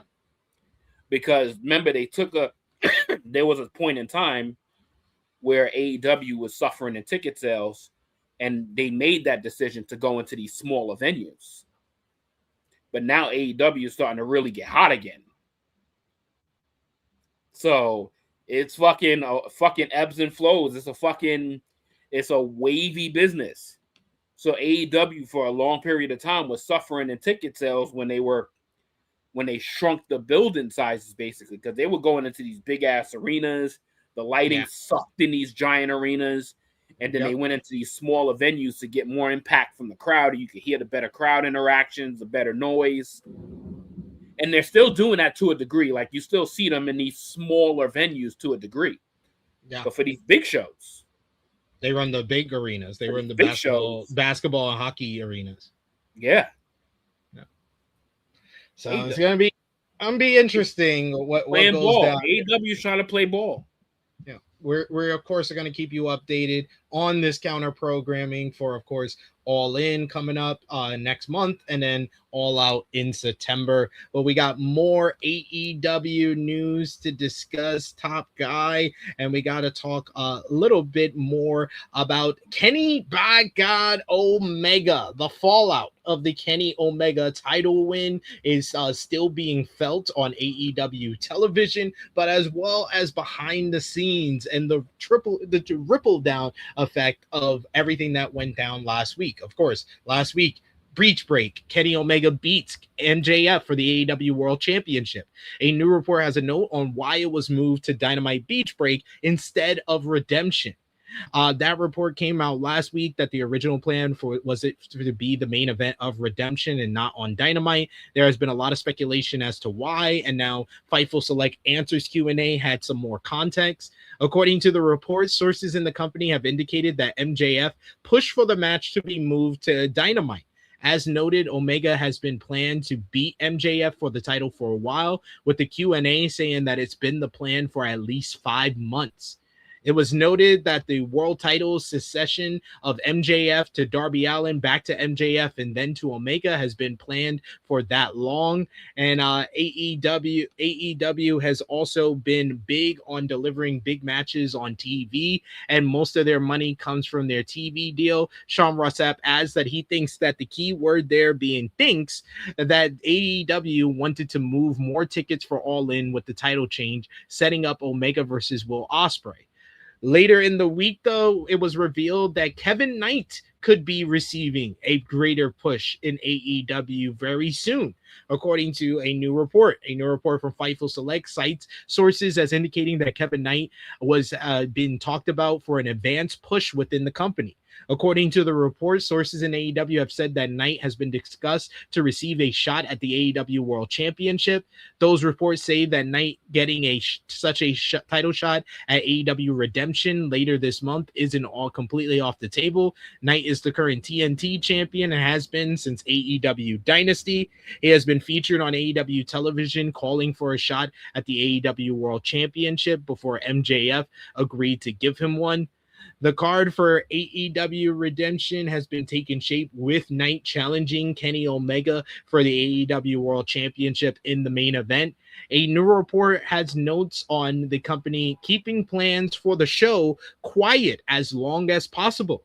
AEW announced some matches for AEW Redemption this week on Dynamite, and according to Fightful Select, some of the plans for the show were kept close to the vest until Wednesday when 3 matches were announced. Those 3 matches were, of course, the Kenny Omega Kevin Knight match for the AEW World Title, Kyle Fletcher versus Bandito for the AEW International Championship, and Mark Davis versus Andrade El Idolo for the AEW National Championship. It was also announced that Chris Jericho would be taking on his Painmaker persona to face Tommaso Ciampa in a singles match, as well as Cope and Cage defending the AEW World Tag Team Championships against the Death Riders. The report goes on to mention that the TNT champion getting a world title shot around this time of the year has been planned for quite some time. It was reported earlier this week about the Kevin Knight getting a push, and this seems to be what that plan was talking about. Of course, the key word there is some of the plans, as Davis versus Idolo was set up on Dynamite the week before, with El Idolo getting a shot at the title after beating Jake Doyle. One can expect a number of additional matches to be announced for the show tonight on Collision, as well as Wednesday on Dynamite, as AEW Redemption takes place next Sunday, July 26th, at the Bell Center in Montreal, Quebec, Canada, and it will air live on pay-per-view. Was AEW right to basically make the card the way they have it and make the MJF title change earlier? We'll talk about how that has affected. Well, we might as well talk about this story as well, because it kind of has to do with the Kenny Omega fallout as well. Because this week, Wrestling Observer newsletter has an interesting update regarding the ticket sales for All In. All In, coming up on August 30th, has been struggling when it comes to the ticket sales. We've talked about it for a couple of weeks now, about the ticket sales have been moving pretty slow, but it seems that the Omega title change, as well as the announcement of his Will Ospreay matchup at All In, has had some effect. According to the latest update, the event has sold over 4,000 tickets over the last week. All In London has now sold more than 31,226 tickets for the August event, with less than 6 weeks remaining. The current ticket sales will make it the third largest gate in AEW history. The Observer newsletter also cites the recent 50% off summer flash sale on the tickets, but he says that this was only for selected sections of seats and not the entire building. So definitely, I think Ospreay and Omega, we do know now, deserves more credit than people were giving it before. The show's main event, of course, will feature London native Will Ospreay challenging the winner of Kenny Omega versus Kevin Knight for the AEW World Championship. Ospreay is the men's Owen Hart Cup winner. Mercedes Moné was the women's cup winner. She will face the winner of Thekla versus Willow Nightingale at All In. All In takes place on Sunday, August 30th at Wembley Stadium. It will be broadcast live on pay-per-view. Now that the ticket sales are at 31,000 with about 6 weeks remaining, where do you think the final number will be with this sudden surge? And do you think that this is kind of like a confirmation or affirmation for AEW that they made the right decision in putting the title on Omega, seeing the effect that it's had with the 50% off flash sale as well on the ticket sales for All In? Yeah, I mean, I think, and it's crazy. I think I had seen like a past episode or two where some people were really like thinking MJF carried a lot of the year, and MJF for a lot of people is the wrestler of the year. Yeah, he's my wrestler of the year. This show and this match in this card, it had to scream mega big match main event. You're going to a stadium. Like this is not an arena. Like you need an essential super match to really move the needle. And based on just you saying, just since the changes happened, they sold of course with the flash sale on top of that, to sell that many tickets. Clearly the decision was made correctly for the super match. Like this is the super match. Like Omega and Ospreay is the super match for AEW. Like MJF is the man. Like there's in pretty much any other circumstance and pretty much any other pay-per-view, MJF should headline it. But this is happening in Wembley Stadium. You don't want to see any other match. Like I know I didn't want to see any other match but Omega and Ospreay. I did not want to see any other match. Like I did not want to see another like Mox Hangman. I didn't want to see something else other than the match. And this is the right call. Like this is definitely the right call. Like MJF should absolutely be involved in a big program leading back to getting into the title picture during All In, but he shouldn't have been in that main event spot this year because we might not get this again. Like this is the last chance to do Kenny Omega and Will Ospreay on a big stage like this. And a mega stage. So we've said this, like Kenny Omega got a lot more days ahead of him outside of wrestling opposed to in wrestling. Will Ospreay and MJF are close to the same age.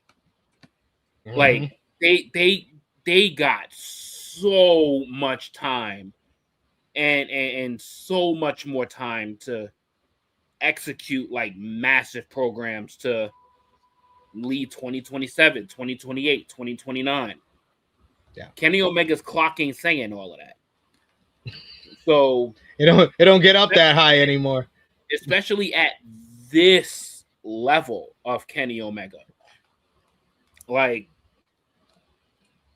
right call was made and people are responding to it.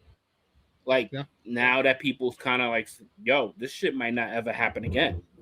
Like and people are 4,000 people is a lot of motherfucking people. Like in most arenas, that's 25% of your fucking sales for an arena in a week. Like, so obviously that number is dumbed down a little bit because of the size of the stadium. Like that shit could hold what, north of 70,000-80,000 people.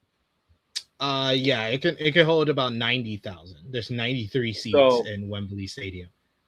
I think because of the current surge and the 50% off flash sale, and I think as more matches get announced for the show, I think they're gonna get like 40,000.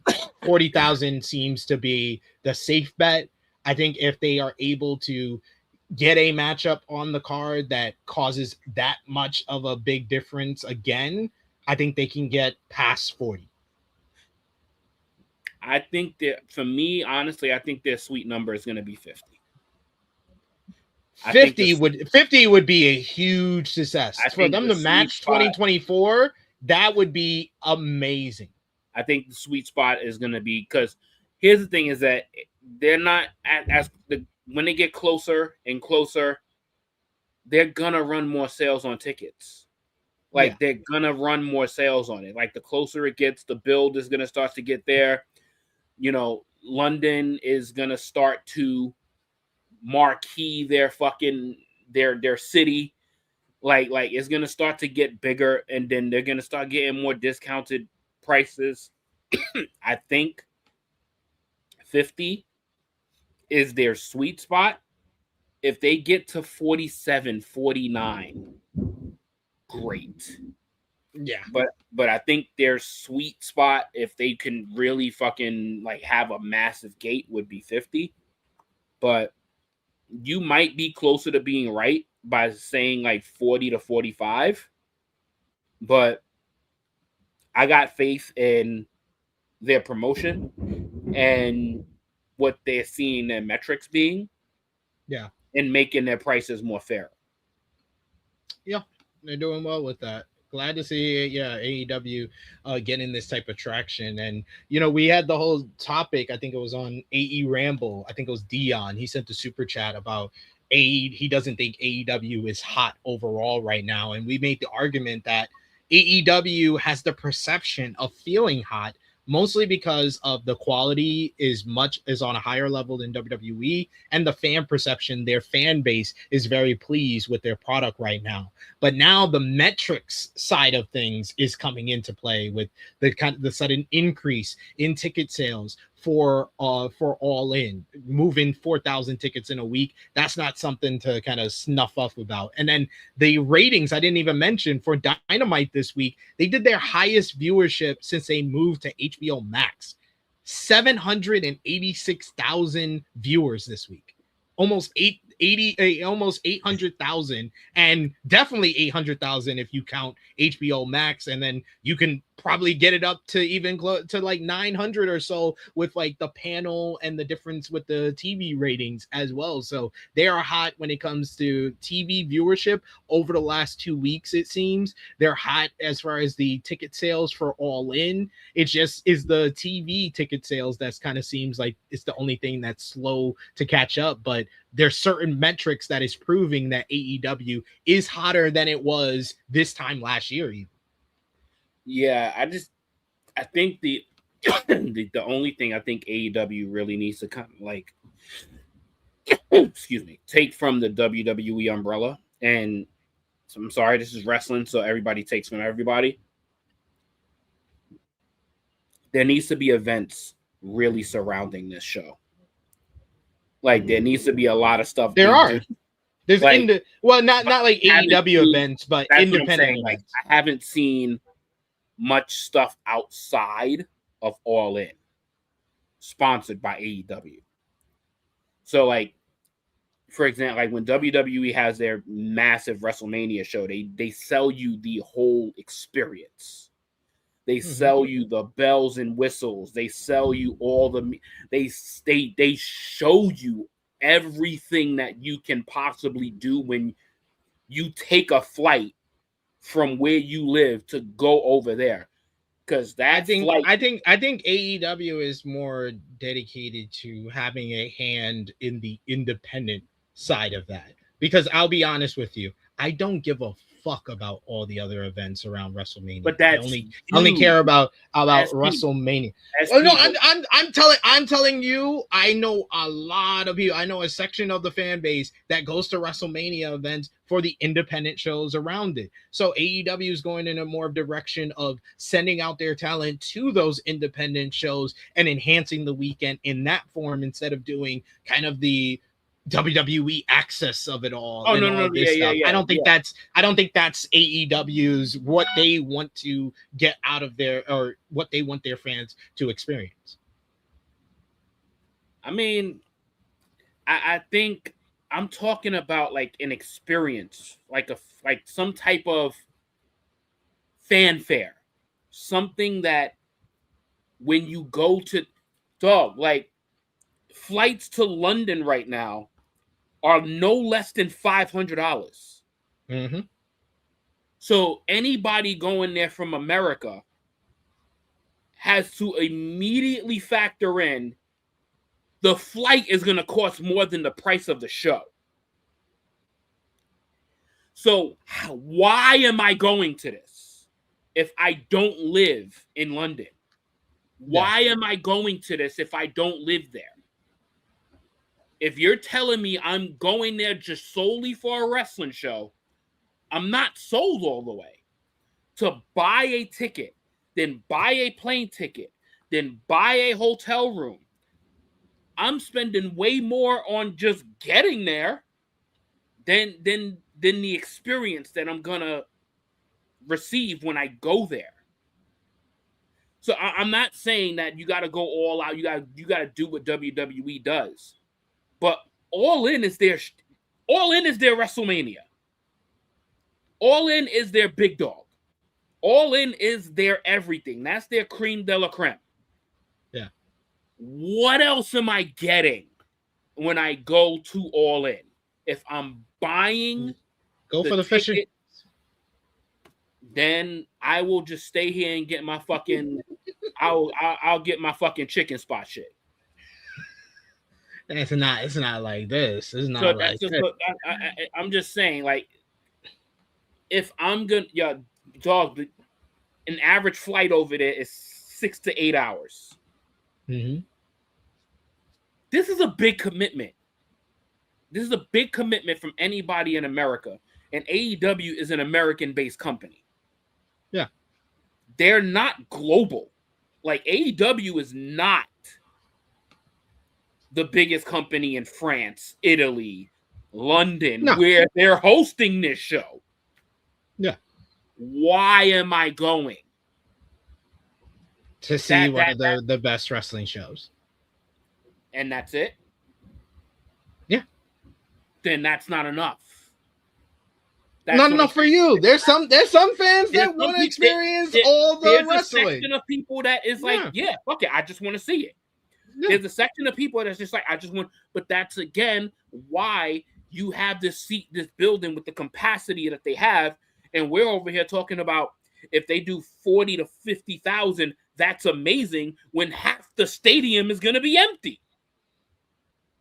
Well, that's the journey that they went on, running this stadium for a third year in a row. That's our 3 out of 4 years. Like that's what you're gonna get.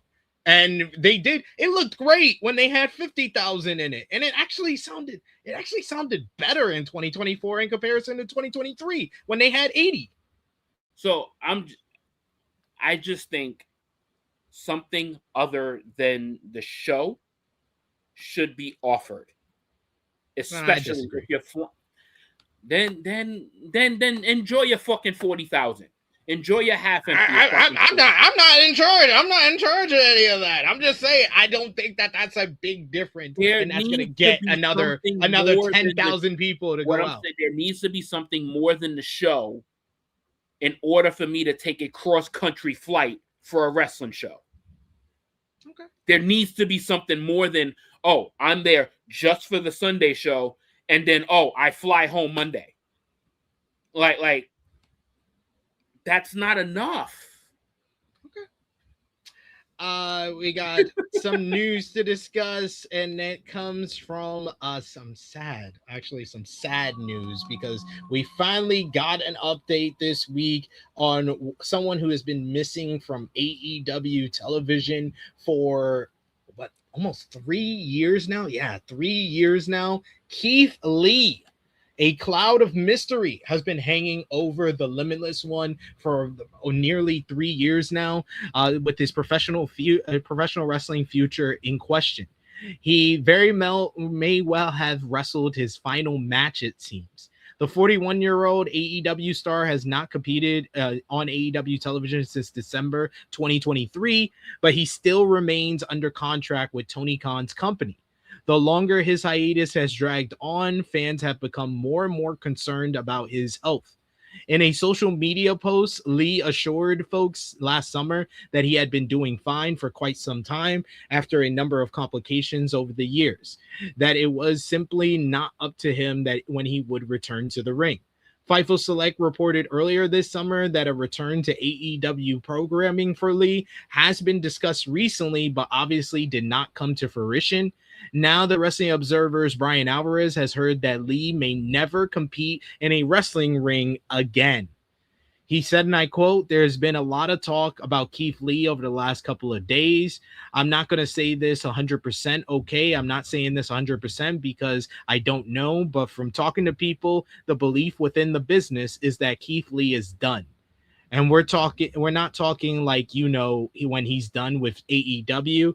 If that ever happens, he'll go elsewhere. It is believed that he is likely just retired.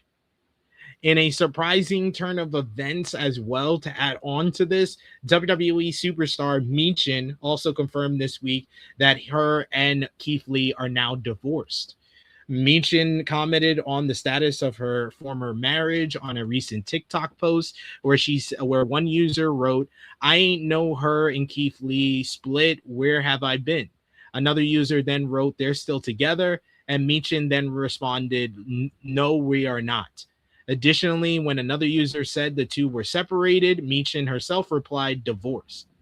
Two wrestlers tied the knot in 2022. WWE Hall of Famer Mick Foley officiated their wedding. Meanwhile, Keith Lee has been with AEW for 4 years now. However, he hasn't wrestled since December 2023. There are no other details yet regarding Lee and Michin's relationship ending, as well as Keith Lee's apparent retirement.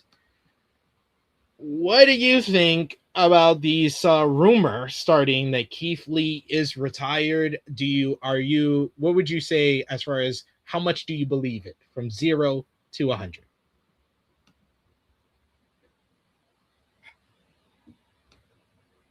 First and foremost, I just hope he's all right. Yeah. Because there's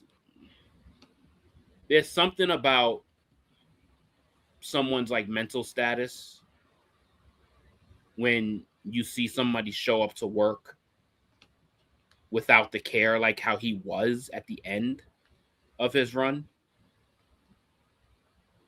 This is like, from a wrestling standpoint, this is like one of the saddest falls from grace I've ever seen in my life.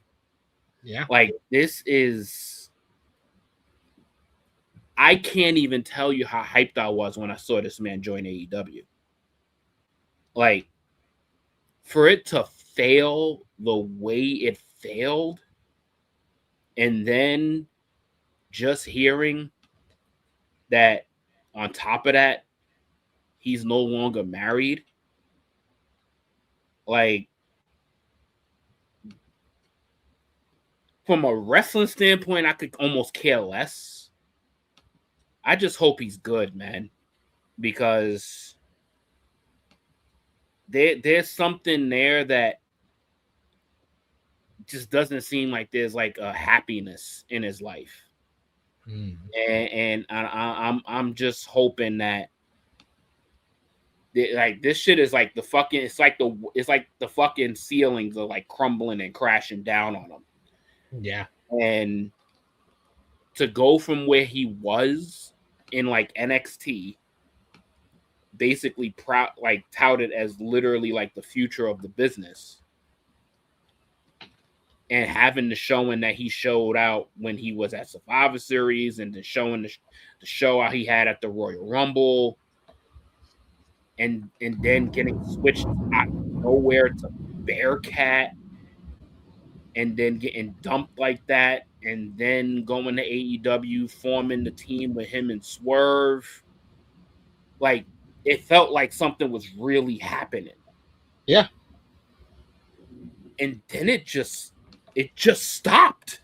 It just stopped out of nowhere. Like it there was no blow off, there was no story to it, just stopped.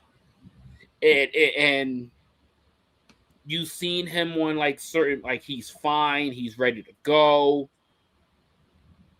But something that we don't know about has to have been taking place or is taking place. And it's just sad to me, man, because I really fucked with this dude, man. Like, I really liked me some Keith Lee, bro. Like, the Limitless one, like, he was just a presence that you just had to watch. And him then fucking running these matches on, like, whatever that sub AEW show was, like, what, AEW Dark, he's running matches on Dark. It was like, God damn it. And he shows up to work fully grayed out. Like, something beyond wrestling was taken. And it's just something beyond wrestling was in his head that he just couldn't either fully get back into the game. And I think that shit started with his descent from the WWE. I honestly think that it's not an injury. I think it's an illness. I don't want to speculate on that, but just the way everything has gone down, it just leads me to believe that. Yeah, like something there just doesn't seem right. Like, this just feels like such an incomplete story. Like it just can't. You don't just go away. Like that doesn't just happen. You don't just fall from, like, the WWE, I think, really started to put this proverbial wrestling nail in the coffin. And I just think that he couldn't recover from that. I think once he got to that main roster and they fucked him over so bad and they changed his character and they made him they made him a gimmick. And it's like something meant, it's like, do you believe in yourself still to be that guy again? And I don't know. I could be all the way wrong. But something about what happened when he got given that stupid ass Bearcat gimmick was like the start of this like severe downfall, because that shit like ruined his wrestling career, ruined it. I wouldn't say ruined it, because it felt like he got a new kind of lease on life when he went to AEW, but then that got cut short as well. So I can't say it's ruined, because it felt like it was renewed and on the right path again before it just got thrown off the tracks. But was it his like, essentially, it's like, you hear about people, it's their dream to be in the WWE. Was it really his dream to be in AEW, or was it more of a redemption story that he couldn't? That's what I'm saying. Like, this is basically. Let me just say this. Honestly, I'm not the right person to ask this question to, JJ, because I think wrestlers with dreams, you can wipe your ass with it. It's but not money. Too many people be like, "Oh, WWE's my dream. I'll take hot dog and a handshake down." He's not young. He's not a young man. He's not a Gen Zer. He's literally like us. He is literally a millennial. So I'll be honest. I grew up. It was like, I think I was like 8 years old, where going to WWE and being in WWE stopped being my dream, because I realized that WWE has a very like wrestling style that probably wouldn't be suited for me, because I was short. I was short at 8 years old. I was like, I'm probably not gonna grow that tall. And I already knew then, like, people need to stop with this nonsense. Oh, WWE's my dream. They let me down. They released me. I can never do anything again in wrestling. I'm done with that. That dream shit is so overrated. But that's you. That's what I'm saying. Like, just because that's how you feel doesn't mean that shit still ain't alive for a lot No, of people. I'm not saying that it doesn't mean that it's alive for a lot of people. I'm saying that those people That's are a fucking good that idiots. comment right there. They're No, that fucking comment, idiots. That comment that you just passed. That one that something. Yeah, like he got sick. He said this before. He got sick. COVID did something to his heart. And it's just something. Yo, there's so many questions about all of this. And I don't think it could be answered with no factual evidence attached to it. Like, I just legitimately don't think none of it could be attached factually without the story. It's almost like it. I hate putting this in the atmosphere, but it almost feels like we need a fucking episode of Dark Side of the Ring. No. No, not, and it's not because he ain't gone. Nothing's wrong with, but it's like, or a documentary of some sorts, like something like that's on him if he wants to. No, I think all we're gonna get for sure is probably an interview or an interview, like something to give us clarity, like because.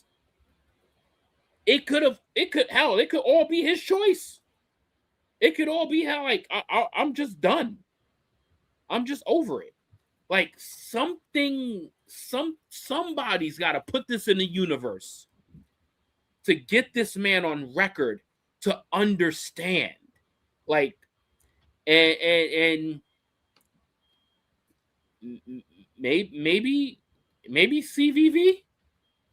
But better option. I agree. Listen, your ass better come prepared with some real deep questions. I will. I always ask the good questions. Like, and I know you do. Ask about me. But this, I know you do, dog. And this is something that I swear I would pay money to watch this because it's like I need to know. Like, I need to know what's in that man's head. Like, what happened. Because this is one of the, if not the biggest fall from grace we might have ever seen. He's one of the big what ifs now. That's going to be like... the what if. Yeah. He's so good. He was so good. And then it just... stopped. It is a weird case, and it's one that we're probably going to have to get more updates on and hear more information about in the weeks and months to come. But let's finish up with our AEW news for the week, and we have some good news to follow up that one from Japan. As this week, you can't bring up Thekla without the conversation being deep, bro. Thekla and the Triangle of Madness are in Japan, and they crashed the Stardom live stream to announce that the trio would challenge for the Artist of Stardom Championship on Saturday. The titles were currently in the possession of Amy Sourei, Hina, and Lady C of the God's Eye stable.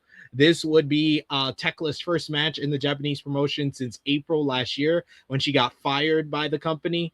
So, of course, Triangle of Madness are your new Artist of Stardom Championship champions, beating God's Eye earlier today. Thekla is now a double champion in 2 different promotions. Additionally, Julia Hart will participate in the Stardom 5-Star Grand Prix, which started today. She will compete in the Blue Stars Block A as a replacement for Bea Priestley, who sustained an injury last month. Congratulations to Thekla, Julia Hart, and Sky Blue winning gold in Japan.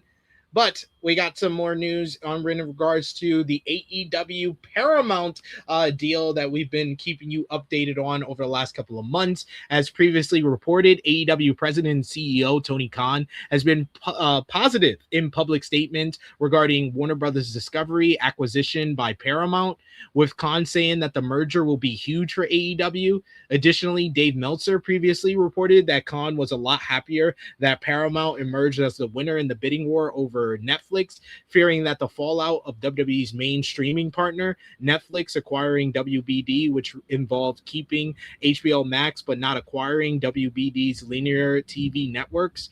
The Paramount Skydance and WBD merger was expected to close in the third quarter of this year. However, the pending merger saw a major roadblock earlier this week. As noted by the Hollywood Reporter, a group of 12 state attorney generals led by California sued to block Paramount's acquisition of WBD, alleging that the merger violates antitrust laws. The Writers Guild of America filed its own lawsuit in an attempt to block the merger on July 14th. The lawsuit is asking Paramount not to close the deal until the case is settled. If not, the attorneys general will reportedly move for a temporary restraining order to block the merger. The Hollywood Reporter notes that the Paramount could face major financial repercussions if there's a delay in closing the deal. Under the agreement, WBD shareholders are owed $650 million per quarter or $6.9 million per day if the merger isn't completed by September 30th. According to this week's edition of the Wrestling Observer newsletter, AEW's perception of the issue is that they hope the sooner the deal goes through, the better. It would help AEW and its broadcasting partners integrate into Paramount. AEW's current media rights deal with WBD runs through 2027, with an option for a fourth year through 2028. Meltzer predicted that the period of Paramount's projected takeover of WBD through spring of 2027 could be the most important one in AEW's history. As it remains, Paramount could potentially receive a percentage of AEW's pay-per-view revenue on HBO Max, along with the perception of TV ratings, particularly in the 18 to 49 and 25 to 54 demos. The Wrestling Observer newsletter also notes that there's a general feeling that the state collusion lawsuit or coalition lawsuit, won't be able to block the ongoing sale in the current public and judicial climate, but that might not have been the case in another era. The Hollywood Reporter notes that the newly filed lawsuit could stretch on for years. So it's going to be a while, folks. Someone who could be back in the AEW fold before all of that is over is Buddy Matthews. He has been out of action for nearly a year and a half, but that time may be at an end based on a post onto social media. The AEW star posted to his Instagram account on Tuesday to share a photo of himself and a message about clearance being signed. He wrote, "The devil signed the clearance, hell stamped its approval, and no more barriers, only timing." Matthews has been out of action since February 2025 with an ankle injury. He had to have 2 separate surgeries on the ankle to recover from the surgery, recover from the injury. So hoping that Buddy Matthews will be back into the fold soon, but we shall see.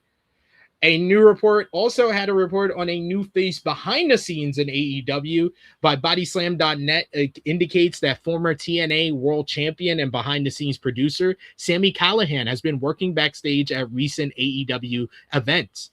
According to the report, Callihan has been working as a producer backstage for AEW, starting with Beach Break last week. Additionally, he reportedly worked a live event of AEW Collision last Saturday in Roanoke, Virginia. He was also at this week's Dynamite in Boston, and he's expected to be working tonight's Collision TV taping as well. Bodyslam notes that it's believed that Callihan is currently working at AEW without a contract. Callihan previously exited his behind-the-scenes role with TNA Wrestling last month, and he retired from in-ring competition last year following a loss to Mike Santana. Callihan revealed that he was fired by TNA, initially expected to be offered a creative role by the company before his termination. So happy for Callihan to bounce back on his feet, and it shows Tommy Dreamer, if you have better friends and wasn't such an asshole, you can get a job real quick after being fired by TNA. The Ana Peraza, what? Go ahead. I'm sorry. I was just saying it's a fucking cesspool over there. Also true. It's a whatever miracle descended on them that they're still around.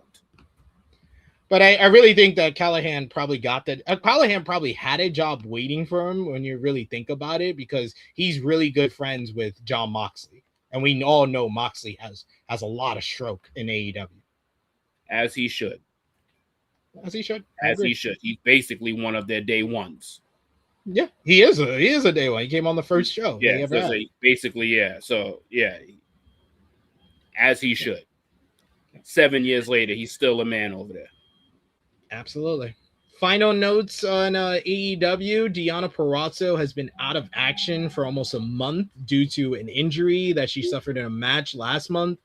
A new report notes that she is not ready to return as of yet. She suffered an injury on June 20th in a matchup with Steph DeLander. While the severity of the injury has yet to be revealed, Purrazzo posted a pic to social media a little over a week ago after the initial incident. That photo showed her starting her injury rehab after a workout with her right foot bandaged and her walking boot off. She captioned the post as day one of her rehab process. Fightful Select notes that on their Friday news update that Purrazzo has told them that she is still rehabbing from the injury and thus not yet ready to return to the ring. It is not yet known when she may be cleared. Purrazzo is the inaugural ROH Women's Pure Champion, having won it at Final Battle last year. On behalf of all of us at THH, our best wishes to Deonna Purrazzo on a speedy recovery.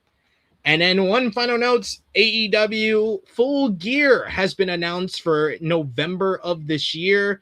It was announced earlier this week by Tony Khan that the company will be heading to Phoenix, Arizona, the Mortgage Matchup Center for Saturday, November 14th for AEW Full Gear this year. Their second to last pay-per-view of the year will take place in Phoenix, Arizona.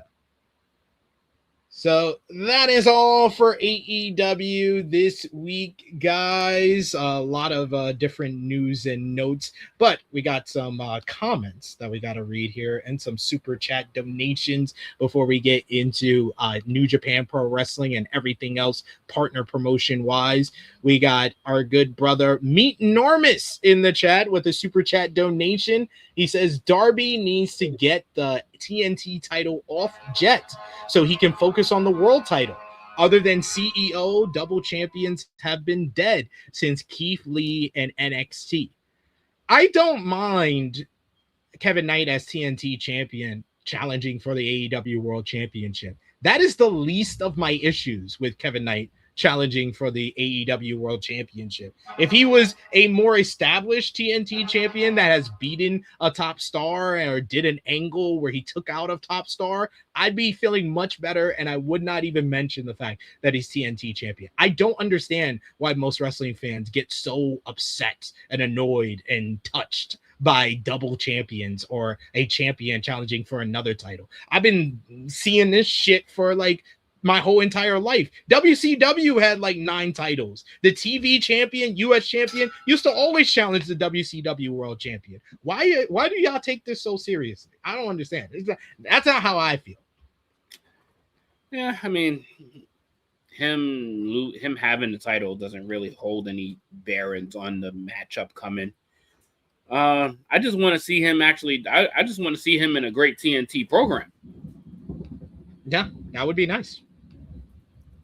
Not in a world title program as the TNT champion.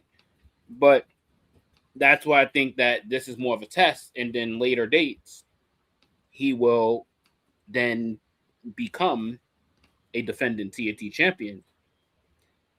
And then build to what he should get is a world championship match. Instead of this just kind of being thrown together on an episode through a promo. Fair point. Fair point for sure. We also got here another super chat donation from Jay Miller, who says Lucha Bros reunion finally at Worlds Collide show. That will be a great way to counter program. Lucha Bros reunion. You know, this they're gonna cook something. They're gonna cook something with this counter program and shit. Yeah. But man, I just listening to your news bit, man. I need to see Deonna Purrazzo doing good, man. I agree. I like that chick, man. She I like her. I like her a lot. She just she does be getting these little nagging injuries from time to time. So I just hope that she could get to somewhere where it's like meaningful and back. I want to see her back on Dynamite, bro. Mm-hmm. We'll see. But hopefully she can get healthy again because she was doing well as ROH Women's Pure Champion. But everybody's phones get spammed with the emergency alert that lives in the area. Yeah, I got my phone started buzzing, but I just ignored it. But we got to move on over, JJ, to NJPW as the G1 Climax tournament kicked off on Saturday of last week. To close things out, though, I should close this poll with 100%. There wasn't a single number 2. There wasn't a single 2. With 100%, 100% of the vote. AEW All Out sweep of WWE AAA Worlds Collide. You guys are not fair. You guys are so biased. I still love the petty maneuver. I do too. I respect. I still love it. But yeah, like I said, JJ, we had NJPW G1 Climax tournament kicked off last Saturday in Chicago, Illinois. Shout outs to our good brother, the Stat King. He was there live in Chicago for the show. But it kicked off the tournament in the Now Arena, where All Out will be at. And the show featured A block action as you had IWGP Heavyweight Champion Yota Tsuji defeated Konosuke Takeshita in a truly fantastic main event. 2 true main eventers going out there, showing off their athleticism, showing off their agility, closing out the show in a big way to open up the G1 Climax tournament. You had Ryohei Uyawa picked up a win over Boltin Oleg in a very good matchup. Hiroki Goto overcame Sonata in singles competition. You also had Jake Lee pulled off an upset over Shingo Takagi, and Yuto Ice got his first 2 points in the block over Great Okan. Elsewhere in the B block, you had former IWGP Heavyweight Champion Callum Newman. He picked up a win over Yuya Uemura in an excellent encounter between these two men, able to keep up with their New Japan Cup final matchup from earlier in the year. You had Aaron Wolf picked up an upset win over Hanare in the opener. You had Oscar overcame Ren Narita in singles action, as well as Zack Sabre Jr. defeated Shota Umino in a superb bout as well. Then you had this morning G1 Climax 36 Day 2 back in Japan in Sapporo. You had B block action. Drilla Maloney pulled off an upset of his own as he beat his former War Dog stablemate, IWGP Global Heavyweight Champion, Gabe Kidd, in a bloody brawl. He gets his first 2 points in the B block as Gabe Kidd starts off the tournament. You also had in the A block, the Great Okan got a count-out victory over Sonata. Fuck out of here. You had Konosuke Takeshita beat Jake Lee. Boltin Oleg scored a victory over Yuto Ice in a hard-hitting, very good hoss fight. You also had Ryohei Uyawa come up short against Shingo Takagi in a very good battle between these two hosses. And then finally, Hiroki Goto defeated Yota Tsuji, the IWGP Heavyweight Champion, in a superb main event to the show. Goto showing that he still has a little bit left in the tank as he is on the road to not only a G1 Climax final, but also the Street Fighter movie. So he gets another 2 points. He leads the block with 4 points overall after the second night. But it's not all good news when it comes to the G1 Climax tournament, because we already have someone who's been disqualified from the tournament, JJ. Former IWGP Global Heavyweight Champion Shota Umino has been pulled from the ongoing G1 Climax tournament due to an injury. At the G1 Climax 36 Day 1 in Chicago, he faced Zack Sabre Jr. coming up short in the matchup. However, earlier this week, New Japan Pro Wrestling announced that in a statement that Umino also suffered a concussion during the bout after careful evaluation by the medical team. It was decided for him to withdraw from the tournament. As a result, his remaining tournament bouts are now deemed forfeits, with his opponents each receiving 2 points. Block B features Callum Newman, Honore, Oscar, Ren Narita, Aaron Wolf, Yuya Uemura. The company further confirmed that relevant changes to the upcoming cards would be announced in due course. This sucks, man. Shota Umino was right up there with kind of Yuya Uemura as the 2 favorites to win the entire tournament. So this was like the worst timing possible for an injury. That stinks. That stinks. Yeah. Oh, God. Can't buy a break. Can't buy a break, it seems. Good old Shooter. Shooter just... Bro, we're going to get this man at Forbidden Door. And then... Well, he was at Forbidden Door. He faced back. Yeah. Yes, sure. You're right. Yeah. But he got that spotlight at Forbidden Door. He then lost the global title when he got back to Japan, and then he's out of the G1 when it looked like he was going to be one of the favorites to win the tournament. Can't win for losing, can you, Shooter? Can't win for losing. It's going to be interesting. I wish that New Japan Pro Wrestling had more of a modern way of doing things, because the whole each of his matches is a forfeit is a bummer, because I feel like because it's only one match in, he should just have a replacement. Yeah. I don't like the idea of people just getting free points. Yeah. Same. But that's 2 years in a row where we had someone from this new generation get injured after one match of the tournament. Last year it was Gabe Kidd. This year it's Shota Umino. Their style is strong. Style is real. Yeah, it's called that for a reason. Strong style is no joke, bro. That's why when we be seeing this cupcake style that we be seeing from the E, and then we be seeing all these other shits, we be like, damn, you can't even enjoy the matches on that program compared to what we be seeing, the physicality in these other shows. Yeah, you're right. You're definitely right there. We got a couple of comments to highlight here.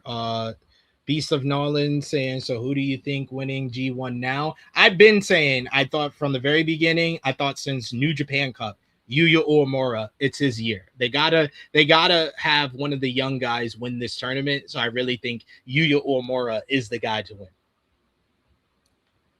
But hoping for the best when it comes to Shota Umino. Hopefully he can recover quickly. Next, we got to talk about ROH TV on Honor Club very quickly here. The show featured Dalton Castle and the Outrunners. They picked up a win over Premier Athletes and Beef. You also had wrestling. Yeah. You also had El Sky Team versus Hermanos Chavez from the last Friday's CMLL Arena Mexico show, with El Sky Team picking up the win to retain the ROH World Tag Team Championships. That was shown on the show. AR Fox beat the returning Allen Angels in singles competition. Later on, he was confronted by Kevin Knight, who challenged him for a TNT title match on Collision tonight. The Kingdom picked up another tag team victory, this time against the Workhorsemen. And Helico scored a win in singles competition, while main man Oro won his first matchup in Ring of Honor in singles competition against Mark Davidson. You had Busta and the Brain. They got back on their winning ways with a win over MXM Collection. Desmond Xavier scored a win over Brandon Cutler for his first ROH singles victory. Adam Priest, Tommy Billington, Ortiz, and Eddie Kingston defeated Shane Taylor Promotions in an 8-man tag team matchup on the show as well. You had MIT, represented by Athena and Billy Starks, picked up a win over Lacey Lane and Viva Van, while Blackheart, Leo Rush, beat Lee Johnson to retain the ROH World TV Championship. Then finally, there was CMLL Martis Popularis on Tuesday. Martis Popularis, you had Utani versus Neon in what was an awesome match. Neon picking up the victory. These two guys flying all over the place. Great action there. You also had Los Guerreros Leganers beat Espine, Templario, and Shelwa in the main event. Post-match, the Guerreros attacked Templario, who challenged Ultimo Guerrero to a one-on-one matchup. Then you had Viernes Spectacular last night. You had El Sky Team scoring a victory over Los Infernals in a trios main event via disqualification when the heels unmasked Mystico. Mystico was then stretchered out of the building. You had also on this show, Templario defeated Ikiro Kwan to retain the MLW Middleweight Championship. Soberano Jr., Barbaro Cavanario, and Utani picked up a win over Captain Suicida and Dragon Roja Jr. and Teton in a fun trios match. While Johnny Robbie, Tessa Blanchard, and Thunder Rosa picked up a win over Olympia, Persephone, and Senli in trios matchup for the women's division as well. So that was CMLL and ROH from this past week. Some good action on both companies this week. But JJ, we have made it to Krssi Love's favorite time of the show. Do you know what time it is? No, not gonna do it. I guess not gonna do it for it. TikTok time. I love the fact you did it like Krssi. That was perfect. That was exactly what I wanted. You gave me what I wanted. You gave the people what they wanted. But yes, it's TikTok time, and we're waiting for you to do our half-year awards again. But I thought that when we did it, we would actually have either Krssi or Josh with us. But we're gonna do it anyway. We're gonna do our half-year awards. We're going to go through the half year. We have made the half year part of the year where we got through the first 6 months. We've seen a whole bunch of wrestling from AEW, WWE, New Japan, TNA, AAA, CMLL, and we're going to determine our half year awards. So the last time we did it for the first half, we did Men's Wrestler of the Year, which a lot of us were like MJF. Women's Wrestler of the Year, where a lot of us were like Thekla. We also did, I believe, did we do? No, we didn't do Tag Team of the Year. We did Feud of the Year. Feud of the Year was the other one. All right. But today, we're going to start off with Tag Team of the Year. Tag Team of the half year. Who do you got, JJ?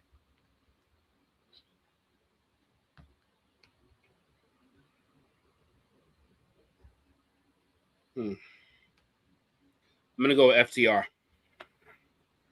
Good shout. They're definitely on my short list. I would probably have FTR at third. I would have the Young Bucks at second. And I would have number one, the Knockout Brothers from New Japan Pro Wrestling. They're the hottest acting. I don't want to cheat and say the Knock because I don't really watch New Japan like that. No.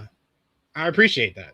But from what your shout outs have been, they've been having a hell of a year. But like from what I've watched, I gotta. Young Bucks have had a great year. They just, I needed that championship win for them. I think they should be considered the favorites to win whatever they do at All In. I think they're going to get a run this year with the titles. Yeah. This is arguably, honestly, the way this year has started, this could wind up being the Young Bucks like best year ever. Like they have been so great whenever they step in the ring. Yeah, they've been cooking. Yeah, they've been cooking. Yeah.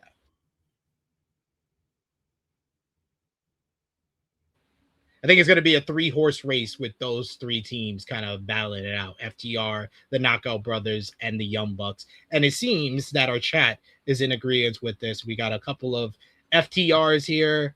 We got King Greg, who says the Knockout Brothers. We got a more FTR. We got Knockout Brothers, not a bad pick. And we got King Davion. He says, I'm open to watch some Knockout Brothers matches. I'm a casual New Japan Pro Wrestling fan. Yeah. All right. Speaking of which, promotion of the half year. What promotion has had the best half year? I think that this is probably a tougher award to give out than a lot of other ones, because I feel like WWE is out of the question. But AEW has had a tremendous first half of 2026 when it comes to metrics, whether it's pay-per-view buys, whether it's the ratings that have been improved, and then the quality of the television and the pay-per-views have been at an all-time high. They have to be in the discussion. CMLL has continued their hot streak from 2025 with, I think they already have more sellouts this year than they had all of last year. They had 65 last year. They're already at like 67 this year. So they're killing the game. They're putting on spectacular matches every single week. They're hot. We cover it now every single week. So that tells you how important they are to the spectrum of professional wrestling. And then there's AAA, which, despite being a WWE brand, technically they're still its own promotion, even though they're owned by WWE. And they have been probably the most positively received company of anyone in wrestling. The El Grande Americano storyline really kind of helped this new era of AAA. They're selling out buildings in Mexico. They're selling out like bonkers for Triple Mania for both the Mexico show and Las Vegas show. So those would be the three candidates, in my opinion. Who do you got? Promotion of the half year.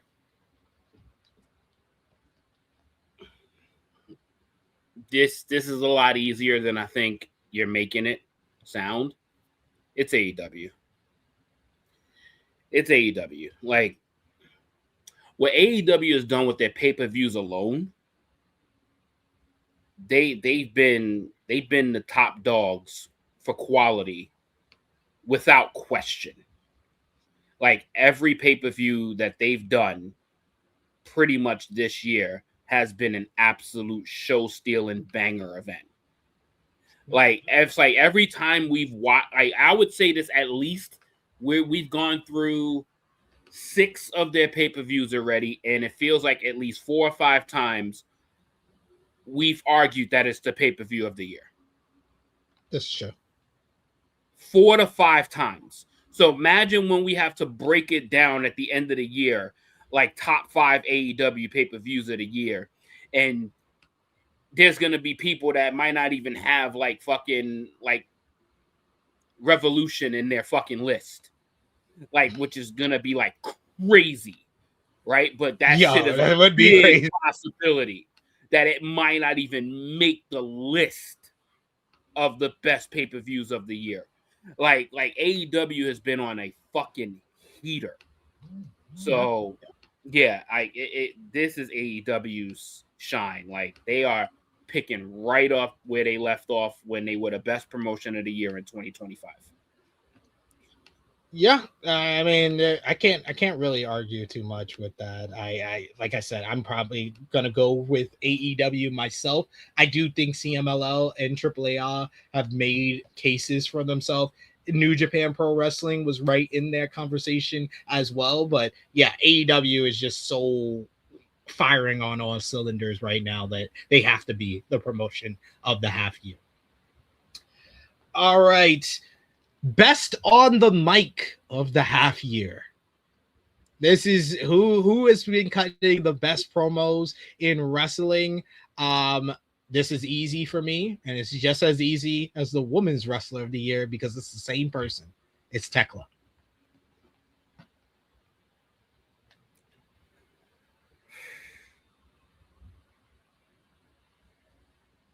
I like the tech. I like Tekla's option.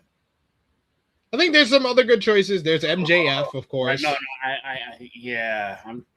Kenny Omega had a bad stretch leading into the Zack Sabre Jr. matchup, but he's been really good overall this year. Jon Moxley's been really good. Will Ospreay's been really good. So, I even think Swerve has been really strong. He was strong heading into Forbidden Door, yeah. I'm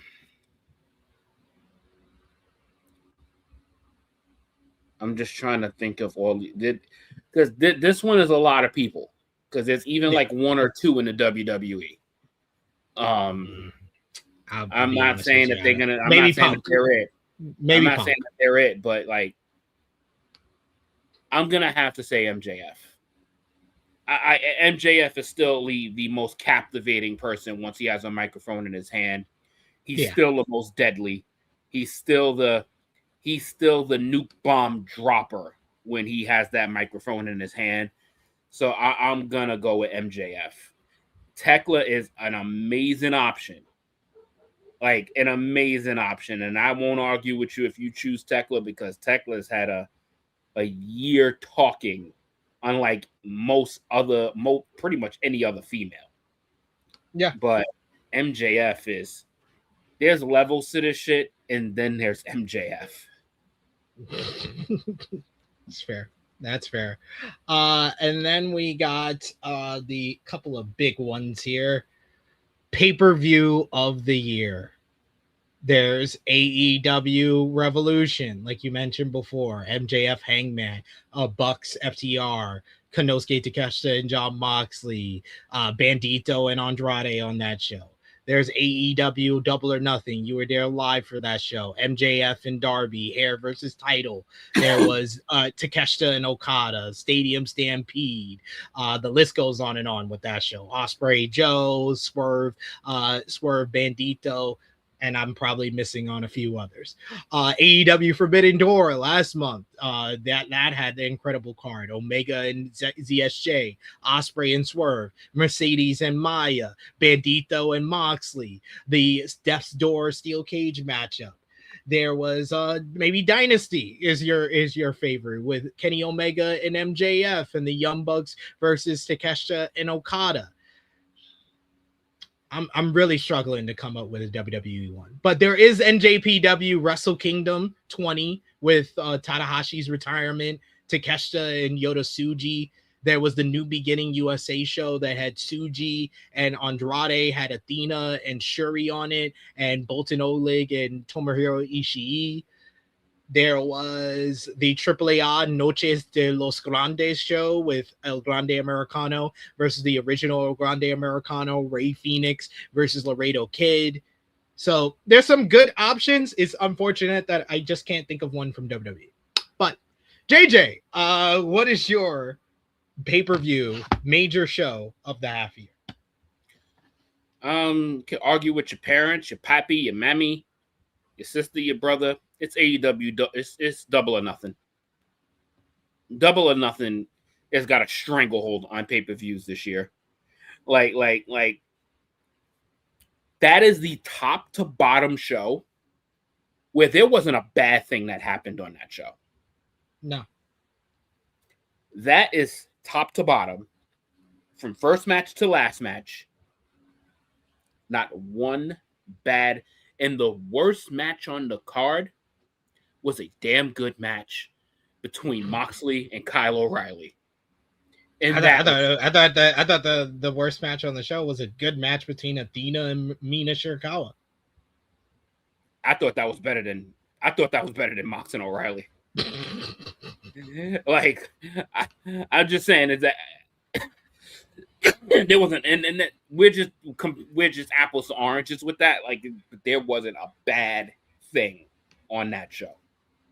Yeah, it's good stuff. Well, we got Double or Nothing getting a ton of votes in the chat. It seems like that is everybody's kind of choice for the year so far. It's going to be hard to beat that one. I don't even know if AEW is going to be. I think the best chance AEW has to beat it is All In.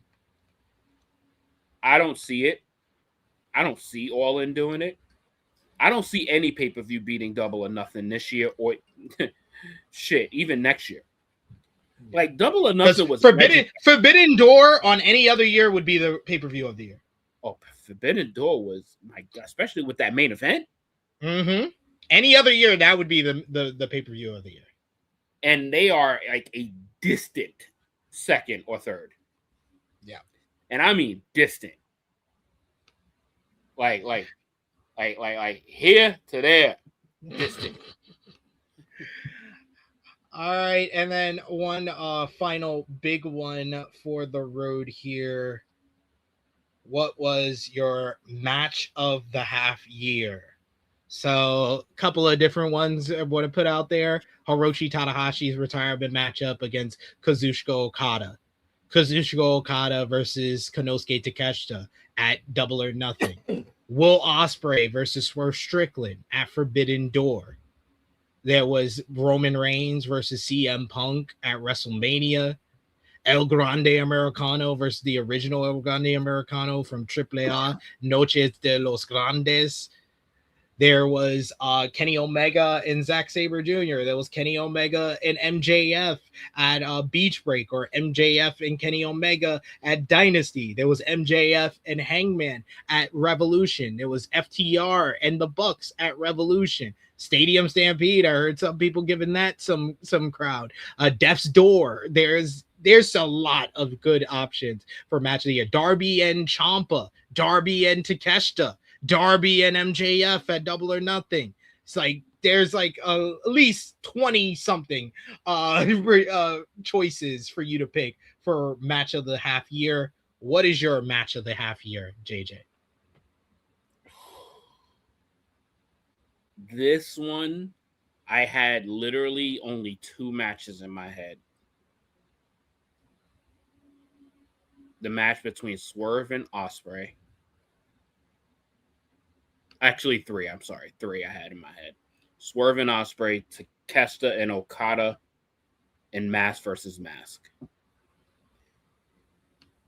I gotta go with Mask versus Mask. Like, that was the most over-delivered match I've seen in more than a decade. Like, that match beyond exceeded any expectation that anyone had for that match. That shit was true storybook wrestling. Like, that shit was awesome. And the fact that it came from even a partner company of the WWE is remarkable to say that. But Mask versus Mask, that shit hit emotions in different ways, bro. Like, and I think it's more of being spoiled with so many great AEW matches. It's almost like they kind of get put in a lump of coal. And then that one amazing match that happened in Mexico. So that's just, I might change my mind tomorrow, but you're asking me now, I gotta go Mask versus Mask. That shit was incredible. I would go Mask versus Mask. I said when Mask versus Mask happened, it's the second or third best match of the year. I say right now, as it stands, it is second. Because nothing got me more emotional this year than Hiroshi Tanahashi's retirement matchup against Kazuchika Okada. Yeah. I literally was in that room in the UK, fucking on the edge of my seat, like begging my TV to go, Tanahashi, please win. Give him one high five. I felt like I was watching a sports game, JJ. I felt so You was watching invested. the World Cup. I felt so invested in Tanahashi winning, and then he lost, and I did not feel a bit of disappointment because Okada jumped on his elbow. Then did earlier in the matchup, he does the Rainmaker pose he does now with the middle finger, and he gets booed. He gets booed out the building. But then at the end, he does the jumping elbow for the first time since he left to go to AEW. Then he does the Rainmaker pose. I'm sorry. That is my moment of the year. My moment of the year is Okada doing the genuine Rainmaker pose at the end of the Okada-Tanahashi matchup. That's my match of the year. And it's going to be very hard for any other match. And still, since January 4th, no one's been able to pass that for me. That's fair. That's hella fair. That's hella fair. We got Vala. It says Mass versus Mass is phenomenal, and I won't knock anyone that picked it. But he says Tada was part of me falling back in love with wrestling. It meant something to me. I watched that match with tears in my eyes. Yeah, I got emotional. Towards the end of that matchup. That's why I was like, yeah, this match of the year. I don't know if I'm gonna get emotional like this one is so flavor driven. Yeah. Like, because if you say Okada and Takeshita, I ain't gonna be mad at you. No, I'm not gonna argue with you. If whatsoever. you say Swerve and Ospreay, I ain't gonna be mad at you. Mm-hmm. If you say Kenny and ZSJ, I ain't gonna be mad at you. Yeah. Like, and to a degree, if you say Punk and Roman, I'm not gonna be mad at you. I'm not gonna be mad at you. Honestly, though, I'm making this like the flavor driven. The half year how I did it was from January 1st to July 1st. So honestly, Mass versus Mass is now third on my match of the year because Omega and MJF is now second. That matchup. That got me close to how I was for Tanahashi. I was almost like that for Omega, rooting him on to win that matchup. You talking about the first thing, the pay-per-view one? No, I'm talking about Beach Break. Beach Break? Okay. Breach Break. Because that doesn't count. That doesn't count for the first half of the year because it came on July 8th instead of after July 1st. So okay, got it. Yeah. We got a couple of comments to feature here. Jordan, so you understand World's End was at the end of 2025. So Fletcher and Mox happened last year, not this year. But he says his match of the year was Andrade and Darby. Yeah, there's matches that haven't been talked about enough that people might say is their match of the year. And that's what when I tell you this is flavor driven, you will probably change your mind tomorrow. Yes. Like I love this one from Sajo. He said, fuck it, I changed my mind. It's Tana versus Okada. Yo, dog, there's so much great matches, and one is gonna hit your head, and you're like, "Fuck yeah, that's it." Yeah. Oh shit. Yeah, you're gonna remember. Someone says it, and you're gonna be, "Oh damn, fuck." Yeah. Yo, do you know how hard this is gonna be to pick the top 10 matches of the year?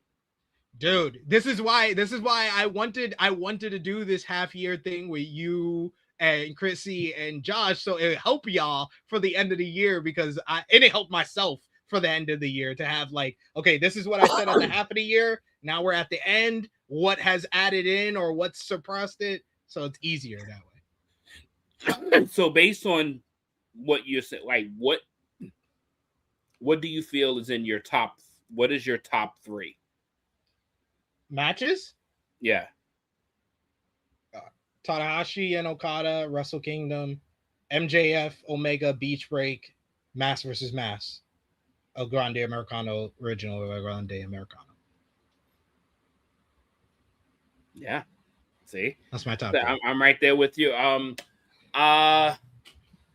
So 1 is Mass versus Mask. 2, Swerve and Will Ospreay. That's 4. That's a close 4. It's close with that in Mass versus Mass for me. And 3 is for me Takeshita versus Okada. That's 5. We just named my top 5 between the both. It's I don't. So for me with Will and Swerve, I don't know if I've ever seen a match perfected like what they did. Yeah. That shit was flawless execution. And you want, the fucking bloody mess and what they fucking put out, dude. Imagine having to sum this shit up at the end of the year, which is I gotta watch it back. I gotta watch it back. Like there's so many there's matches like dog like that fucking that first and that MJF Kenny Omega match was amazing as well. Like yeah. And MJF has been in a number of these amazing matches. Yeah, the Darby match at Double or Nothing. The Double or Nothing match. The Bandito incredible match from earlier this year. Bandito and Swerve Strickland is gonna be probably one of the most slept on banger matches of the year for sure. Like Bandito and Swerve at Double or Nothing fucking went bonkers. That fucking shoulder stand house call, you ain't never gonna see that shit again. I was literally just about to mention this that Jordan mentioned. The Swerve Kenny matchup is going to be criminal. It's going to be criminally underrated. Because honestly, I thought like when I watched that matchup, I was like, there ain't going to be a better TV match this year. I don't care what nobody did. 2 months later, Darby Allin and Tommaso Ciampa said, "Hold my beer." That's my match. That's my TV match of the year. That's the best TV match I've seen all year. Yeah. Well, no, the second best, because I keep forgetting that MJF and Kenny was on TV the second time. Second best TV match. And then we get a fucking classic with fucking like Mercedes Moné and Maya World out of nowhere. Yeah. Like, out of nowhere. Which Dave Meltzer still hasn't rated. Because he's a fucking clown. Just wanted to set you up. I just wanted to set you up to say that. Fucking clown. Like, because he knows anything under than 4.5, he's gonna get fucking demolished. Yo, but I'm a great Dave interpreter. This nigga wanted to give it 3.5 stars so bad, but he knew he was gonna get murked for that shit. Yeah. He knew. Yeah. He knew he was gonna get murked. So him delaying this shit more and more is just further proof that he's scared of the Monet of the Mercedes fan base. Fucking MJF and fucking Hangman. Fucking yes. Texas Death. Fuck. Texas Death was awesome. Bandito and Andrade at Revolution. Yo, you know what this shit's gonna? We gonna need a fucking big board. Yeah. we're gonna have to do a tier list for the match. Big board because this year has been on fire with like dude. Whew. Yep. Fletcher and Speedball from Dynamite. Holy shit. Oh man, that was awesome too. Yeah, there's way too much. There's way too much, folks. But we are finally done with TikTok time. That means that it is time to go over to your favorite time of the show, JJ. Depression time. It's depression time. It's time to talk about Friday night now SmackDown. Forever together. Depression together. We cooking now, baby. Friday night SmackDown. You had last night. You can't get over that. The show kicked off with the ring general Gunther coming down to address his attack on SmackDown general manager Nick Aldis last week, where he affirmed his actions until interim general manager Adam Pearce came down to announce that before he attacked Aldis was going to announce an additional stipulation for the tag match at Saturday night's main event. That if Gunther and Sammy win, they get added to the undisputed. I don't mean to interrupt, but King Davion brought up an amazing match. I don't give a fuck about what you're about to say about Gunther. You're gonna finish, but the Bucks versus Takeshita and Okada. For fuck's sakes, that was awesome. That was incredible too. But yeah, if Gunther and Sammy win at Saturday night's main event, they will be added to the undisputed WWE Championship matchup at SummerSlam. This brought out Cody, who attacked Gunther until he bailed before challenging him for the main event, which led into the Bro, the pyro in the aforementioned background is hilarious. It is the aforementioned main event. Gunther and Cody Rhodes. Cody picked up the victory via disqualification against Gunther after outside interference from former undisputed WWE champion Sami Zayn. Zayn attacked CM Punk at ringside before breaking out into a huge brawl with Sami, Cody, Gunther all brawling as we close the show in absolute chaos and mayhem ahead of Saturday night's main event. One of the bigger moments of the show saw Adam Pearce make an official announcement that Rhea Ripley is still sidelined with a knee injury. But because of the uncertainty of her injury, WWE would not strip her of the title. However, Pearce also announced that a new interim WWE Women's Champion will be crowned at SummerSlam in a 5-way ladder match, with qualifiers deciding who moves on. Tiffany Stratton went on to defeat JC Jane in singles competition to move on and qualify for the matchup. Meanwhile, you had Jade Cargill went one-on-one with Nia Jax, where Charlotte Flair came in looking for revenge after Jade's attack on Alexa Bliss the week prior. So Charlotte interfered to cost Nia the matchup, giving Jade the win via disqualification. Jade moves on to the ladder match, and then post-match, Nia attacked Charlotte from behind, leading to Jade laying out Charlotte with Jaded. Later, you had Pearce, who announced that Jax gets another chance to qualify against Charlotte next week. Finn Balor was in competition as he pulled off an upset win over Tala Tonga in singles competition. And you had the War Raiders defeated Fraxia in a very good tag team matchup on the show as well. What did you think about Friday Night SmackDown ahead of Saturday night's main event and everything, especially the big news about the 5-way ladder match to determine the next WWE Women's Champion? And do you think that it was right to name for WWE to do an interim women's champion instead of stripping Rhea Ripley of the title? What do you think, JJ? I'll start with SmackDown first. It actually wasn't like god awful. It wasn't. Like so I'll it's so much better at 2 hours. I will never argue. 2 hours was. And they had like 5 matches on the show. Mm-hmm. So like it wasn't terrible. Now, what was terrible were 2 things.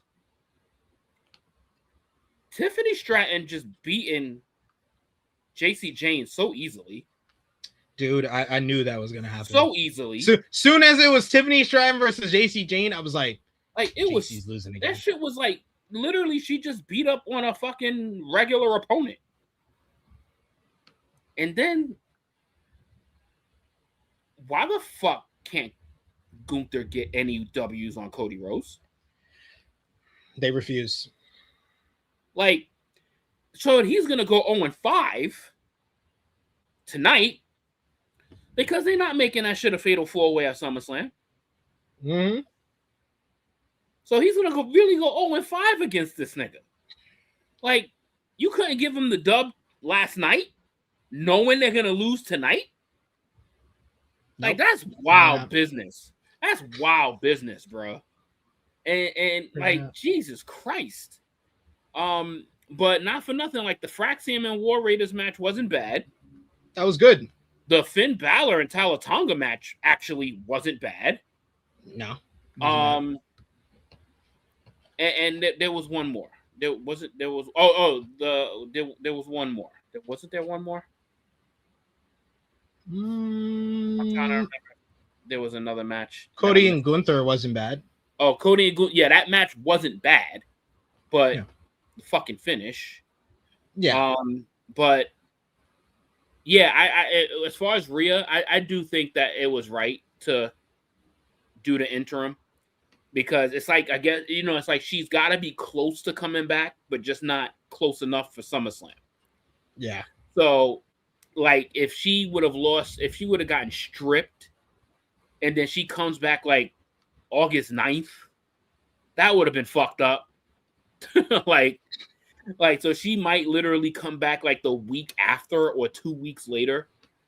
So, which means that, you know, and that's the thing with the meniscus injuries is that they're really tricky. Like you could heal from that shit in 4 to 6 weeks, or it could take 8 to 12 weeks. Yeah. Like it's literally how that little slither of fucking tendon heals inside your knee and how your movement progresses and how much strength you get in the leg. You know, that's one of the trickiest injuries because the variability of it is so wide. It's so wide. It's not like a hard timeline like an ACL. It's not a hard timeline like a torn tri.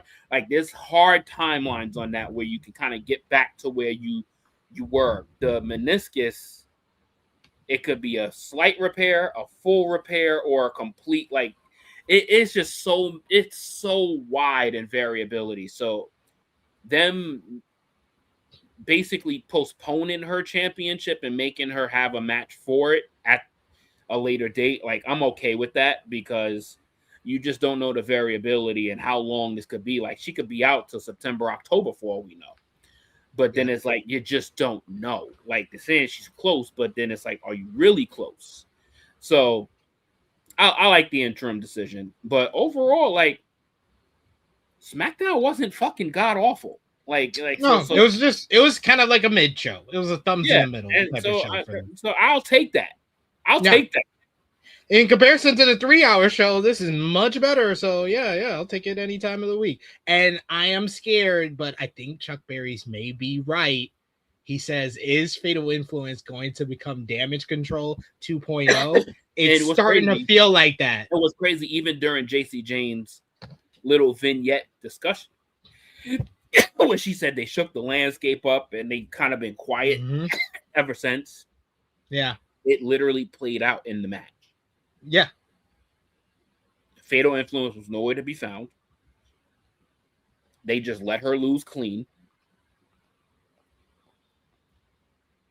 Like, what are they doing? I really feel like WWE did not expect them to get over like they did on their debut. I think that this is what they always wanted to do with them, but the reaction that they got during their debut should facilitate something more. So basically, they said, we're going to put you back to where we expected you to be. Mm-hmm. And now we're right because you're not getting the reactions that you were getting before. Yeah. So you are exactly where we projected you because we put you there. Exactly where you're supposed to be to them. So they were like here, and H said, nah, y'all got to be like here. Y'all can't be more popular than Alexa Bliss and Charlotte Flair. Y'all can't. No. So y'all going to lose a bunch. And then people are just going to stop caring about y'all. Yep. Basically, that's their goal. So everybody stop forgetting about you. So you're not as over as before. So they don't feel bad when they fuck you up.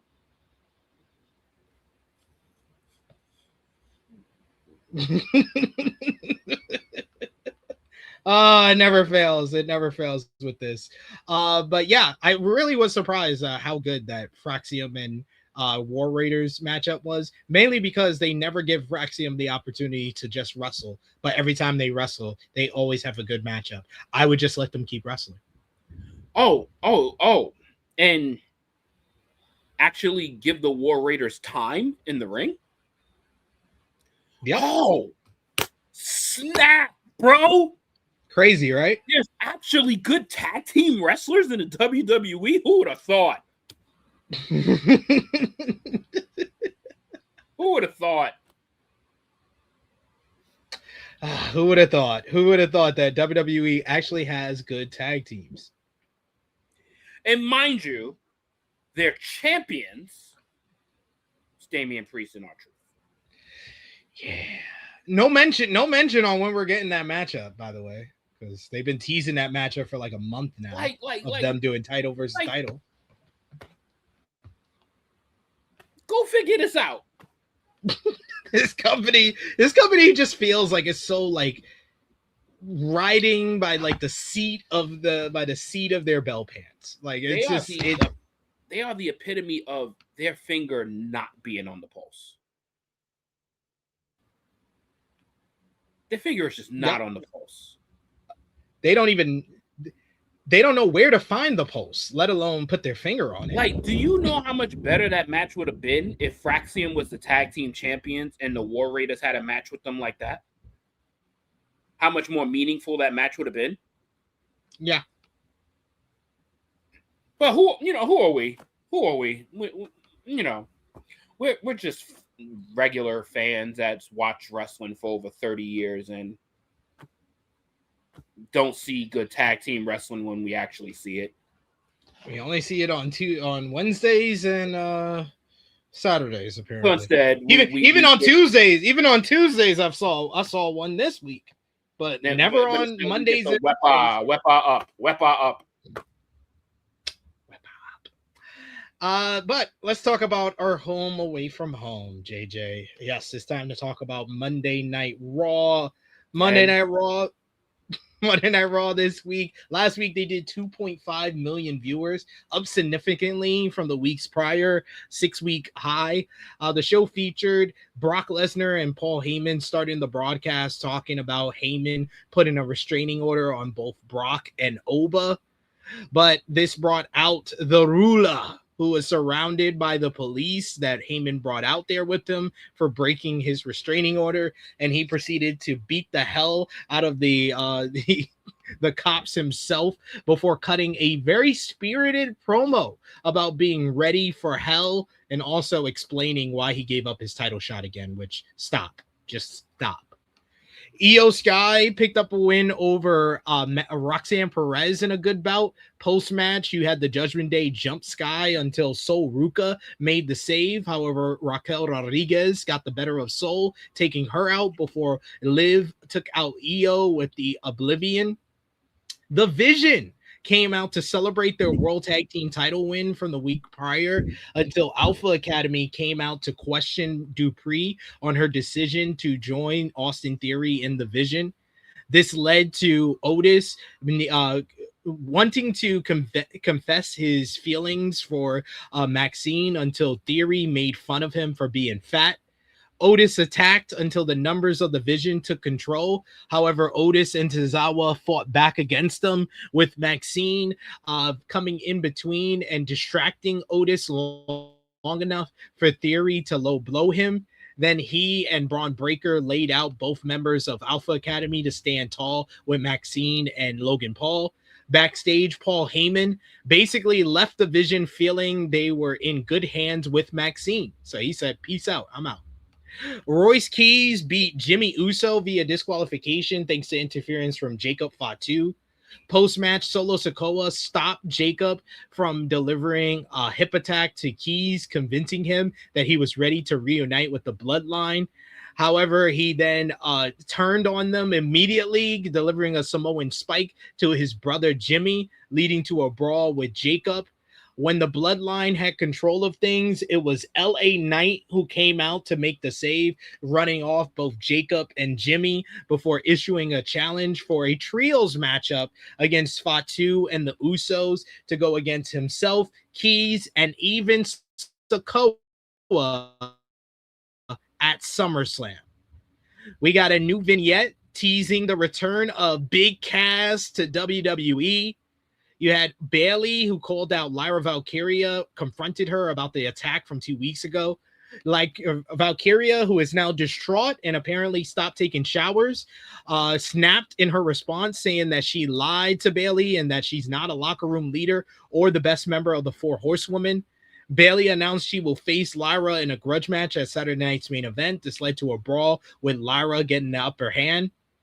Chad Gable won the gauntlet with Ethan Page, Rusev, Javon Evans, Dragon Lee, Dominic Mysterio, and Joe Hendry in a great match to become the new number one contender to face Penta for the Intercontinental Championship at SummerSlam.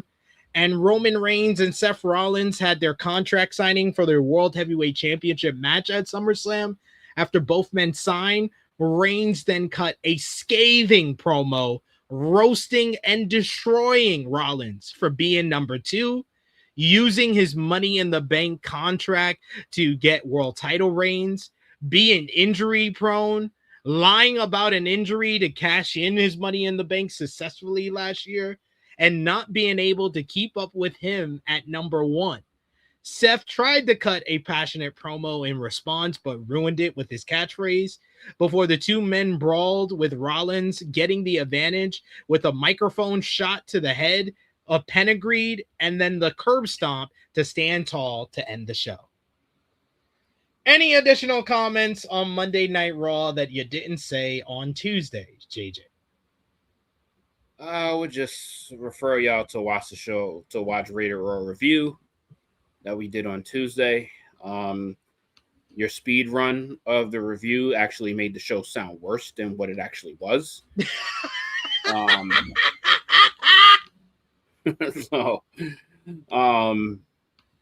Yeah, Roman caught a body.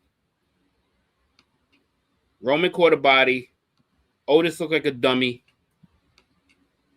Javon had the showing hopefully Javon had a showing that is going to be meaningful. Hopefully it means something. Hopefully.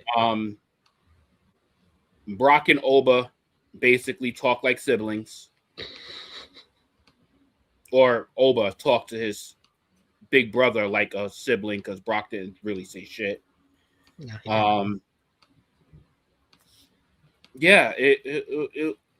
fuck. You might have made me lower my score from fucking Tuesday's review after that. Like, goddamn, I might have to go down another half a point for that shit. I actually feel like I enjoyed SmackDown more than Raw now. That says it all, doesn't it?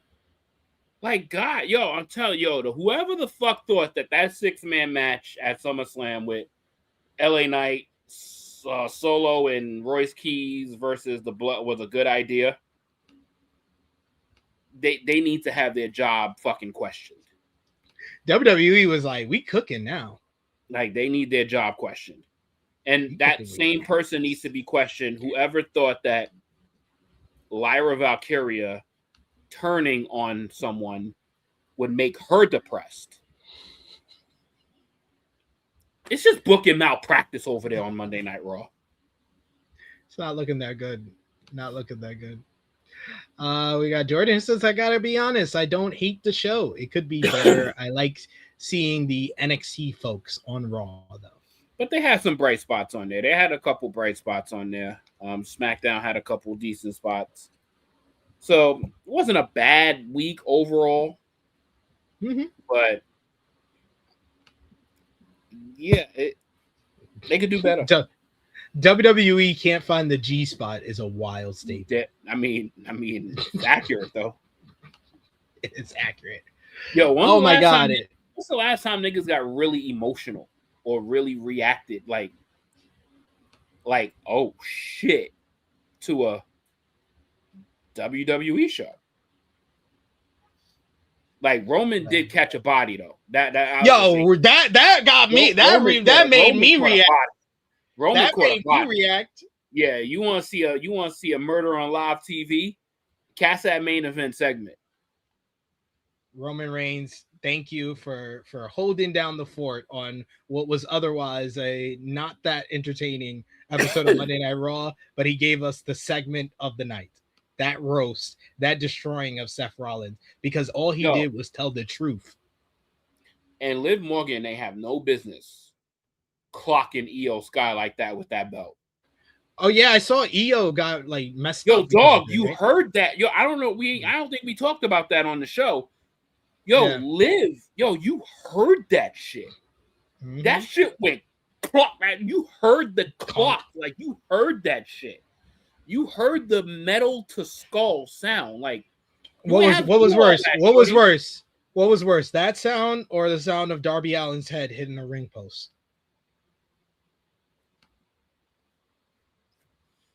Oh my god, that's the back of the skull on the ring. It's Darby for me. Yeah, it's Darby. It's between that or remember when Stephanie knocked Liv and Roxanne into each other? Oh yes. And the fucking two craniums just smacked on each other. Woo. That was nasty. Ugh. Like, Liv, you gave your receipt to the wrong girl. But we got to talk about the hot topic that's been going around in the WWE circles, and it has to do with the SummerSlam ticket sales. Ticket sales for WWE SummerSlam are now in drastic territories, JJ. It is looking languish. This year's SummerSlam will emanate from Minneapolis, Minnesota on August 1st and 2nd. The demand for tickets has been a major talking point due to an underwhelming response from fans. As noted previously, the company had sold 22,069 for night one of SummerSlam and 21,731 tickets for night two of SummerSlam. I saw someone earlier in the chat saying that All In is outselling one of the nights of SummerSlam. No, it's outselling both nights of SummerSlam. Since then, WWE has confirmed CM Punk versus Cody Rhodes for the undisputed WWE Championship and more. Despite the blockbuster announcement, the promotion has yet to distribute 25,000 tickets for each night. Earlier this week, WrestleTix reported that 711 and 633 tickets have been distributed over the past 7 days, taking the current tally to 22,780 for night one and 22,634 for night two of SummerSlam. WWE announced the World Heavyweight Championship match will see Seth Rollins versus Roman Reigns. The aforementioned CM Punk defending the undisputed WWE Championship against Cody Rhodes. However, we still don't know which title bout will headline night 1 and 2. Although WWE has not yet announced those main events, this week's edition of the Wrestling Observer newsletter reports that it's believed that the main event of night 2 of SummerSlam will be Roman Reigns versus Seth Rollins. This would suggest that CM Punk and Cody Rhodes will likely headline night 1 on August 1st. Additionally, the Observer reports that although it has not yet been announced, a singles match between Jade Cargill and Charlotte Flair was originally planned, but it seems that they will both be involved in the ladder match to determine the WWE Women's Champion. The lineup for SummerSlam currently is that aforementioned 5-way ladder match for the WWE Women's Interim Championship, Undisputed WWE Championship, Cody Rhodes versus CM Punk, World Heavyweight Championship, Roman Reigns versus Seth Rollins, a Women's World Championship, Liv Morgan versus Io Sky, LA Knight, Solo Sikoa, Royce Keys, Jacob Fatu, and the Usos in a trios matchup, WWE Intercontinental Championship, Penta versus Chad Gable, and Hell in a Cell, Obafemi versus Brock Lesnar. What do you think about the very disappointing and depressing, honestly, ticket sales for SummerSlam 2-night event this year? Good. Lower your fucking prices. Good. I hope each night does like 30,000 max. Fucking good. Yeesh. Like the fuck? Like that shit ain't fucking right. Charging $400, $500, $600 for fucking mid-level seats. And then once you get closer, you're in the thousands once you hit the lower section. Get the fuck out of here. Like, yes, good. Keep not buying them shits, Minnesota. Keep not buying them shits, people. Fuck that. Be like, yo, I could watch that shit on the ESPN app. Grand opening, Grand Collision. Fuck that shit, bro. Like, good. That's all I keep saying is good. Fucking drop the prices. The fuck? Like, out here fucking price gouging your asses off for a show that's gonna give you half the fucking experience. Like, yo, SummerSlam, you're gonna get a 6 to 7 show at best. At best. You don't think they're gonna go hard for SummerSlam? Did they go hard for WrestleMania? Good point. Got it. Oh man, it's not looking good. It's not looking good right now. War Heroes say Roman versus Rollins should sell out. It won't. We've seen it before. What do you mean it should sell out? What's the difference between this time and the other Roman 800 times they faced? Roman and Oba would have sold out. Yes. But no, we gotta save that for WrestleMania. We gotta give it to the Saudis. So now we're gonna give you the same, we're gonna give you some shit and give you a chronological story to sell you on buying the ticket to see a match for like the 6th time. Yeah. At least we're getting something with Punk and Cody that really hasn't happened before.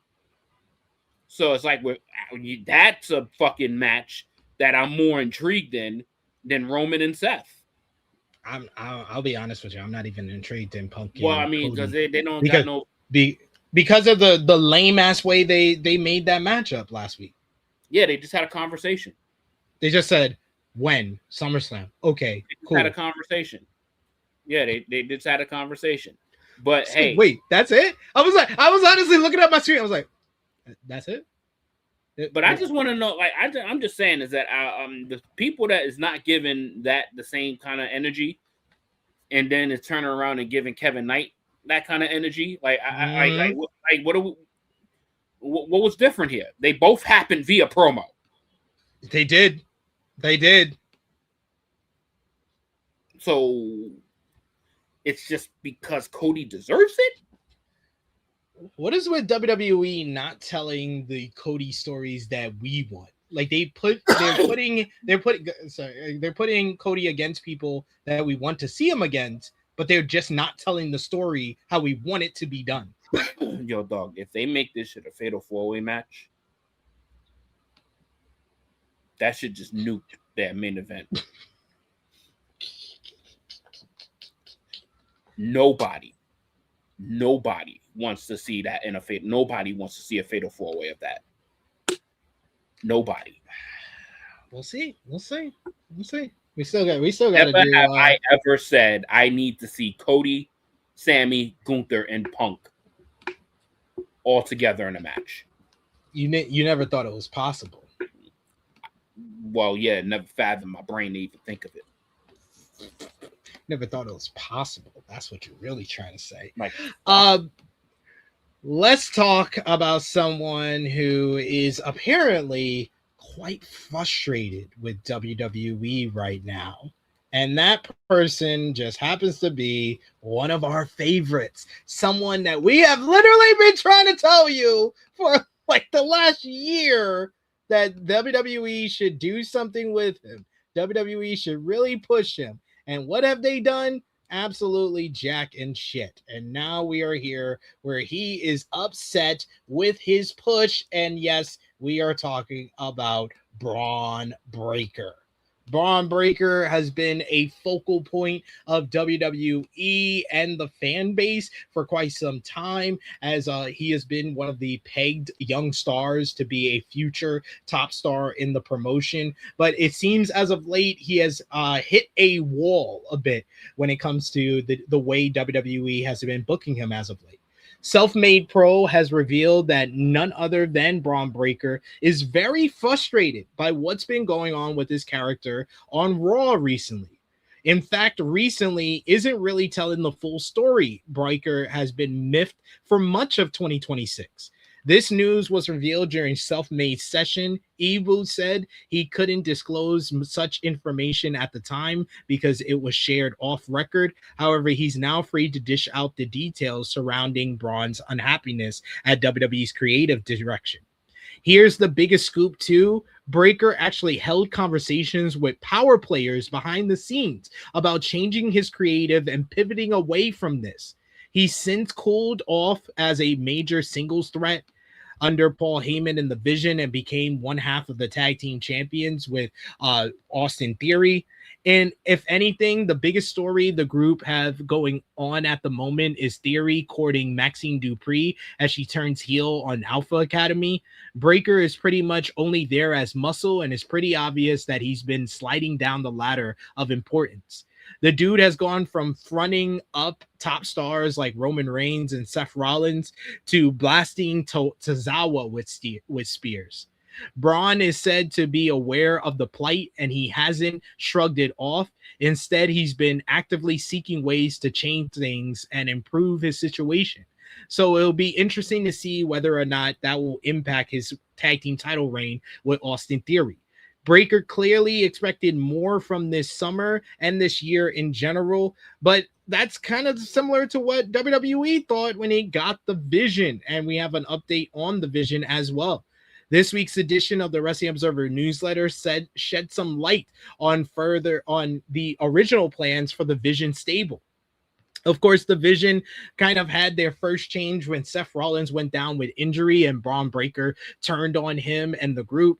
Of course, as previously noted, Rollins injured his shoulder during the Night of Champions matchup with Cody Rhodes, which pivoted original plans for Seth Rollins and Roman Reigns at WrestleMania 42.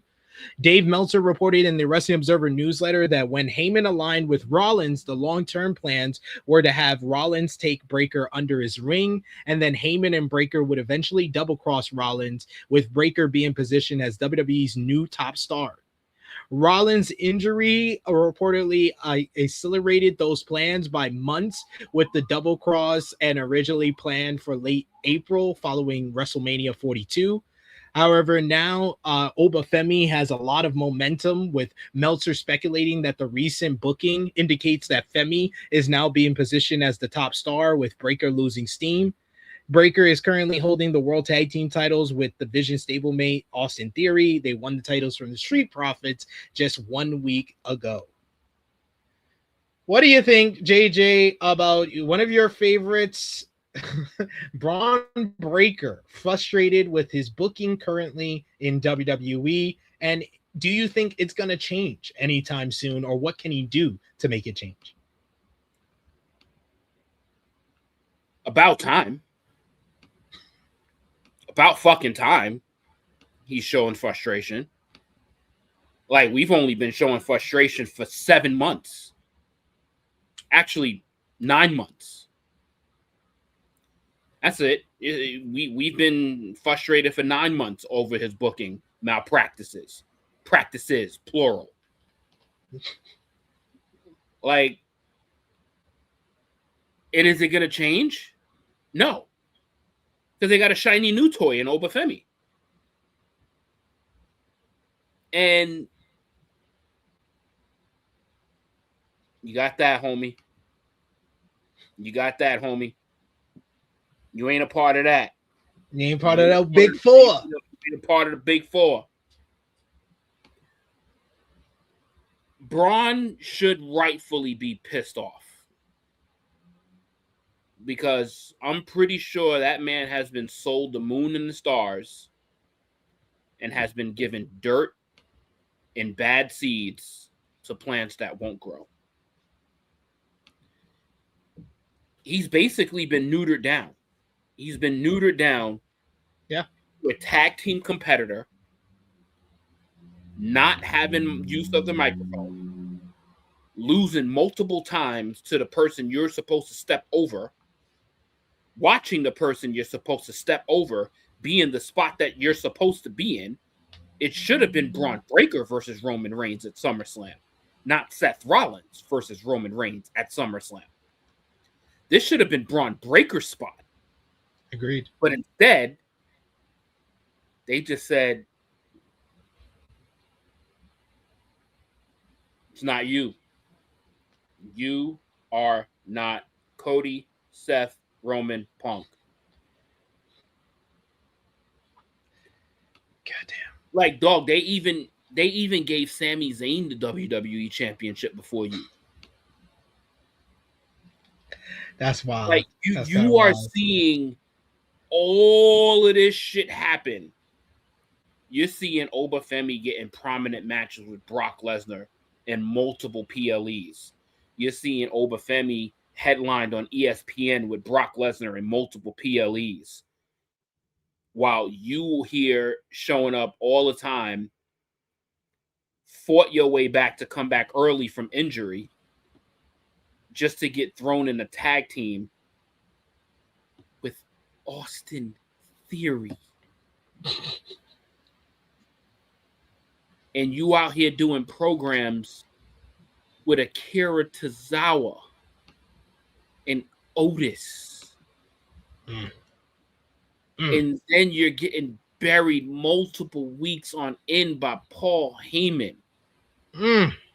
You got Logan Paul that's injured and is more important than you.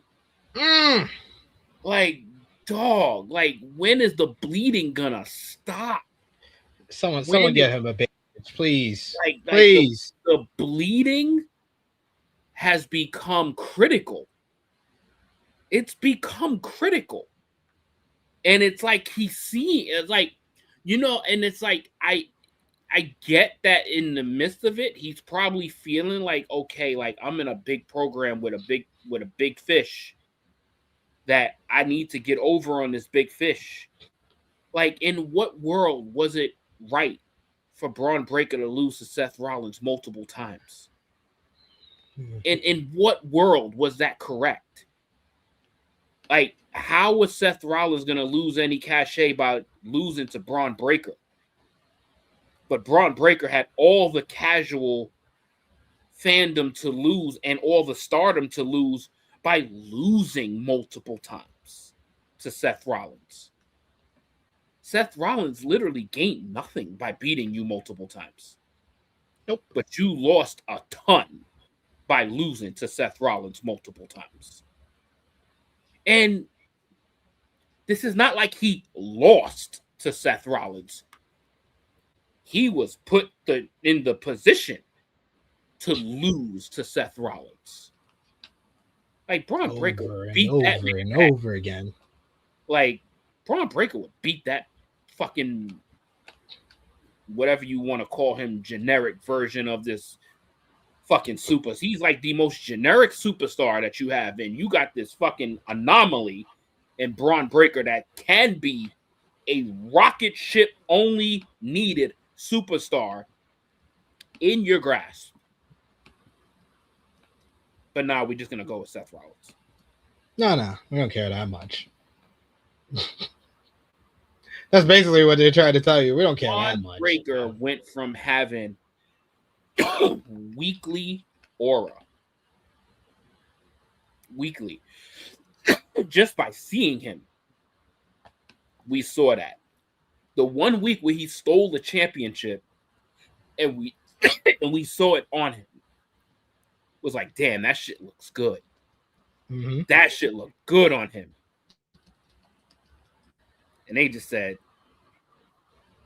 nah, son, not yet. That ain't for you. It's like it's like step on the carpet. He steps on the carpet. They pull that shit right under him. Yeah, do it again. I promise it's gonna work this time.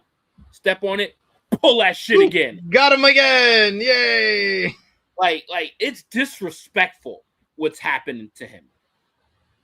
And he better be pissed off. He better be pissed off. But we got more WWE news to get into, and we got to talk about the vignette that we saw on Monday Night Raw that got us very excited this week, because Big Cass is on his way back to WWE. A new report has a bit more details on his return to the company. As it was noted on Monday, a vignette aired teasing the return of Big Cass. And on the latest Fightful Select Debunkathon, I had a little context on WWE's plans to bring him in. According to the report, Cass officially signed with the company earlier this month once his AEW contract expired. Bill gave his notice to AEW ahead of his contract expiring near the start of the month. The report notes that there was a loose plan to bring Cass in since May.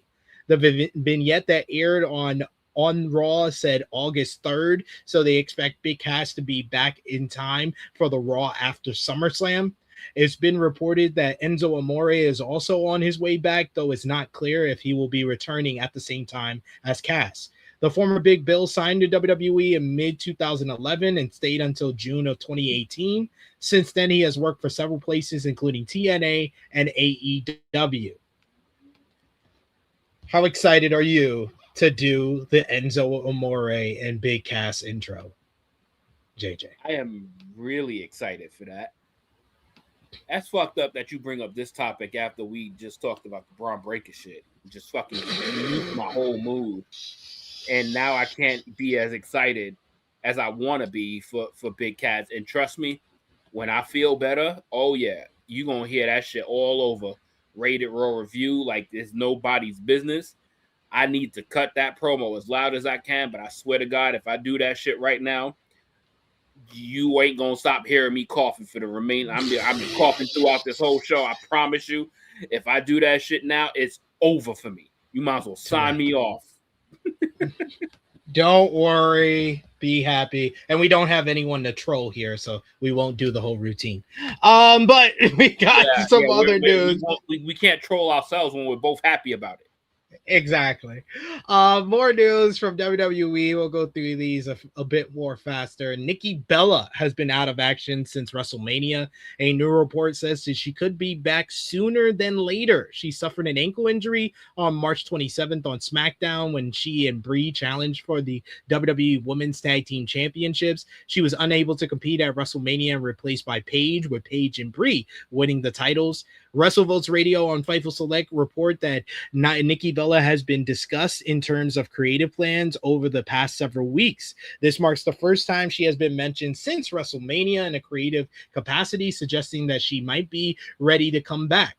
It's not yet clear when soon is, as far as when she's supposed to be back. The creative is shaping up for her.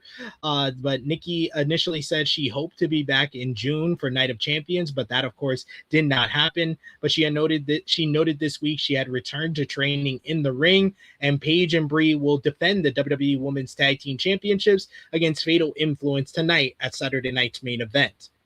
WrestleVotes Radio on Fightful Select also had a report on Matt Cardona this week. Cardona returned to WWE earlier this year, officially re-signing with the company. However, instead of reverting to his older name of Zack Ryder, he went by his real name. WrestleVotes Radio reports that when Cardona made his WWE return, there was hope among some behind the scenes that he'd be presented as Zack Ryder on TV. It's said that the feeling that since Zack Ryder character was already an established television presence in WWE who carried familiarity with WWE Universe, that was preferable to fully embracing the success Cardona built for himself on the indies.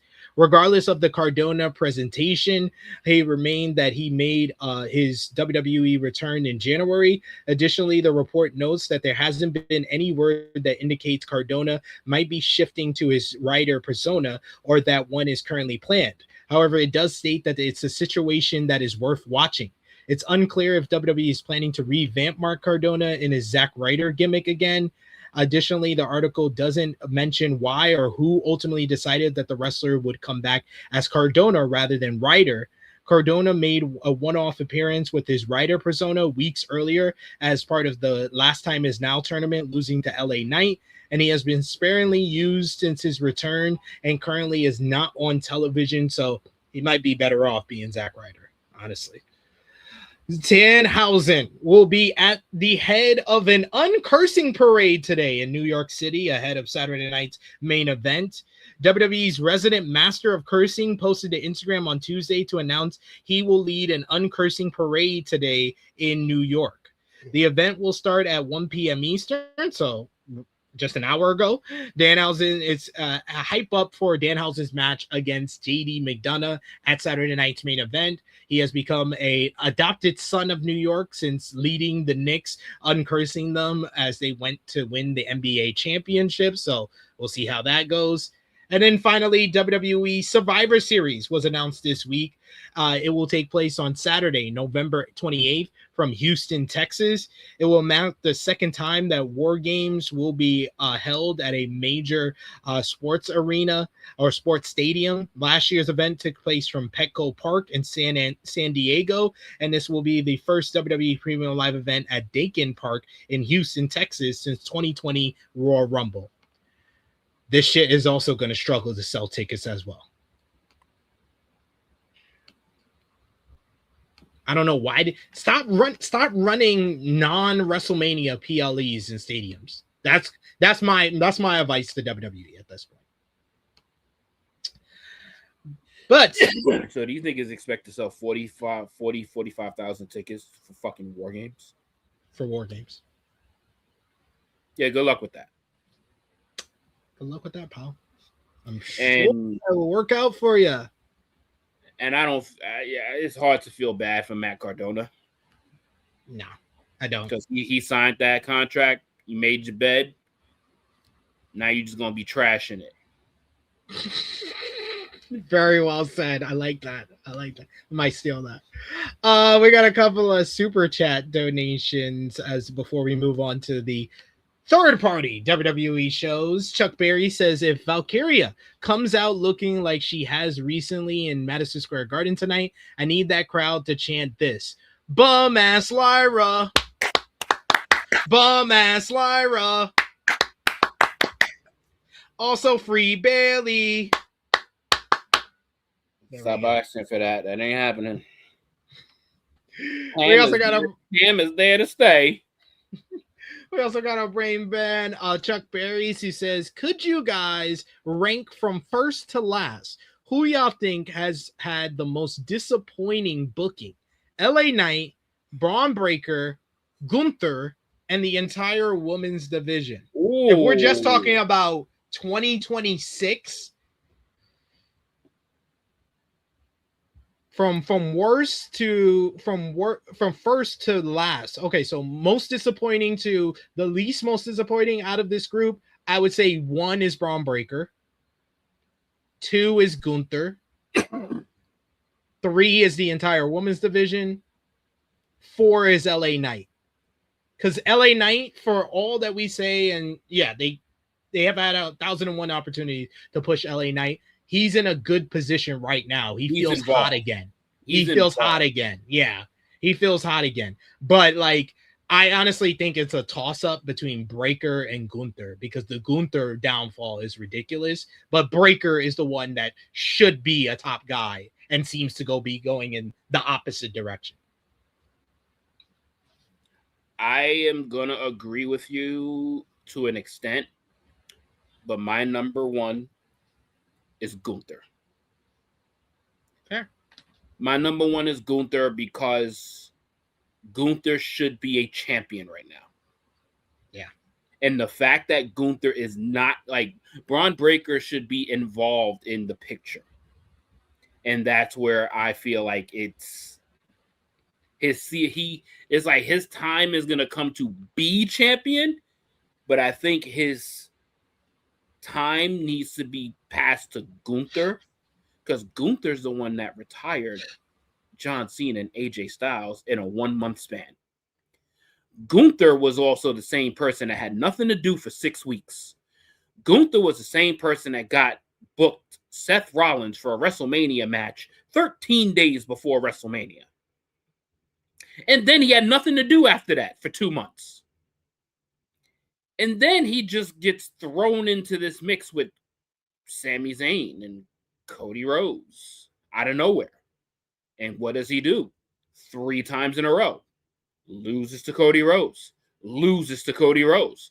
Oh, and loses to Cody Rhodes. The fuck are y'all doing with him? The women's division is number 3. I agree with you wholeheartedly there. Because, good God, it's like, where do you start? And 4 is LA Knight, and LA Knight it feels like LA Knight, they're baking LA Knight right now. It's like it feels like he's at least involved weekly, and they're baking him, but slowly. Like he's on like temperature like 150. But good Lord, the misses on Bron Breakker and Gunther. Good grief. But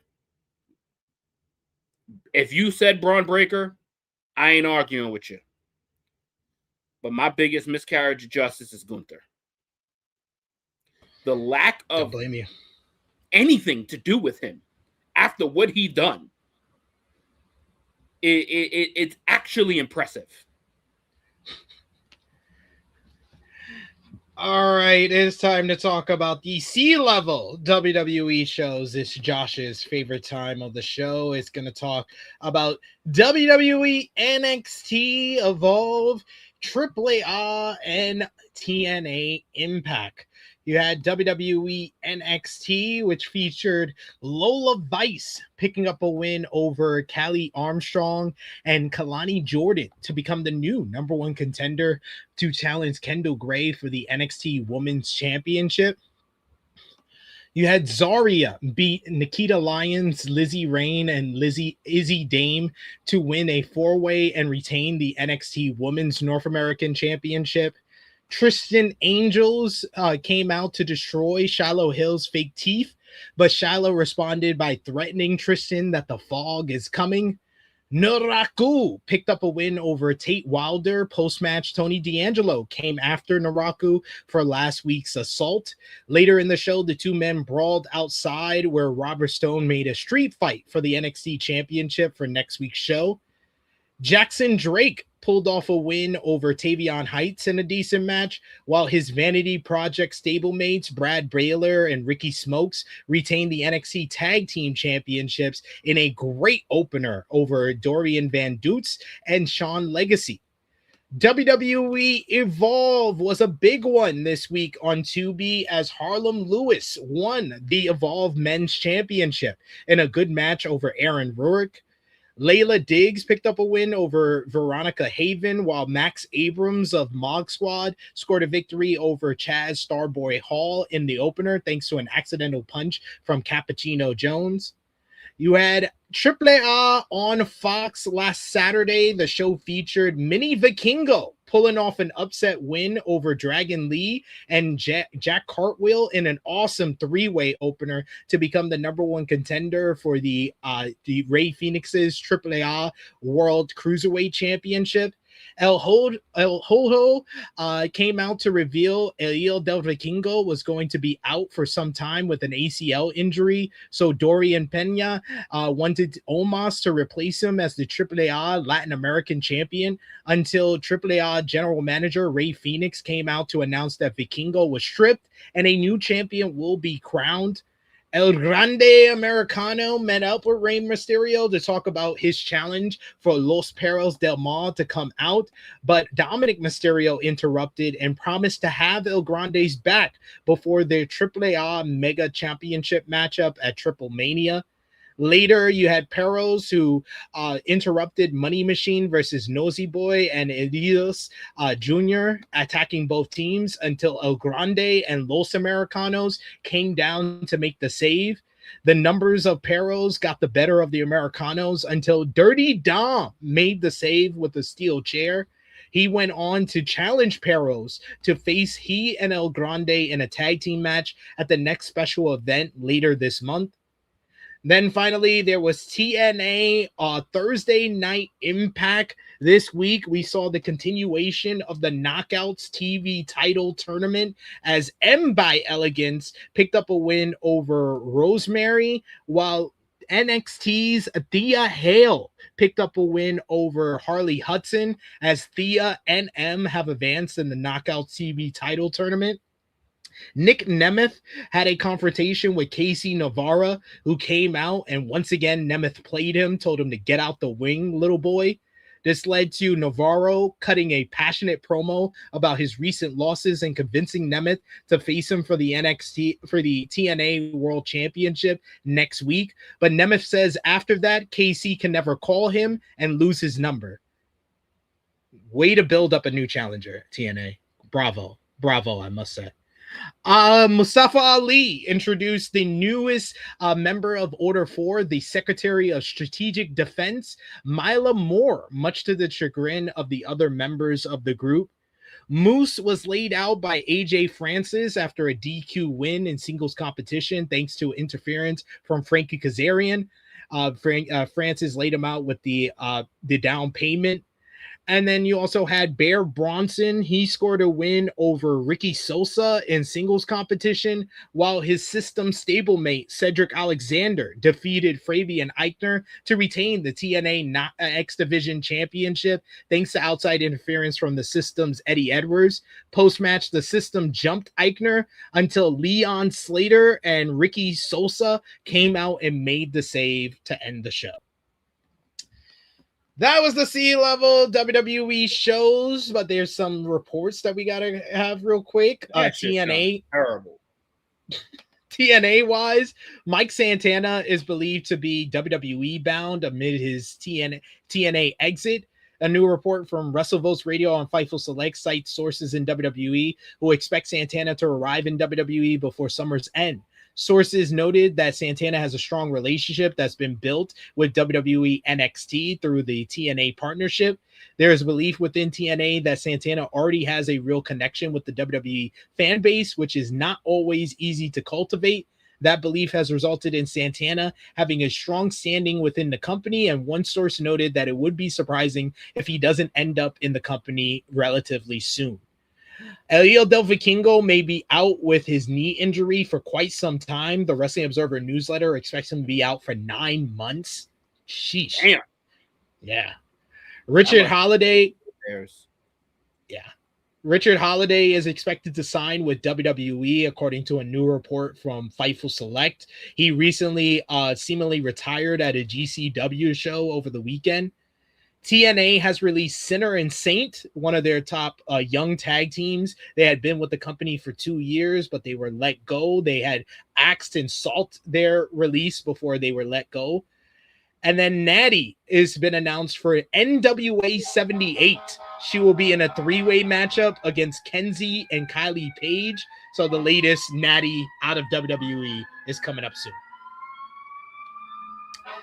But that is all that we got from what we missed this week, JJ. That means it is time for Krssi Love's other favorite part of the show, best, worst matches and moments of the week. Recap off the week with our best of the week.